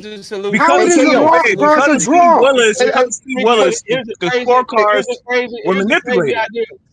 Here's a crazy idea for everybody in the chat and for Frequent Flyer and for everybody, bro. Here's the crazy suggestion, bro. Two things. Instead of Lamont Roach petitioning the New York State Athletic Commission, he should have been petitioning the WBA to order a mandatory rematch. Number one.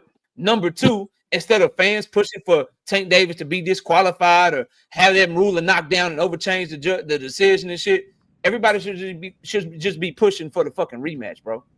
That's not the New York State Athletic Commission didn't even make it a rematch, bro. They didn't even mandate. They didn't do the right thing and mandate the rematch. So I ain't never seen a nigga not push for a fucking rematch. Everybody want this nigga to lose on some technicality shit. But KO, listen to this.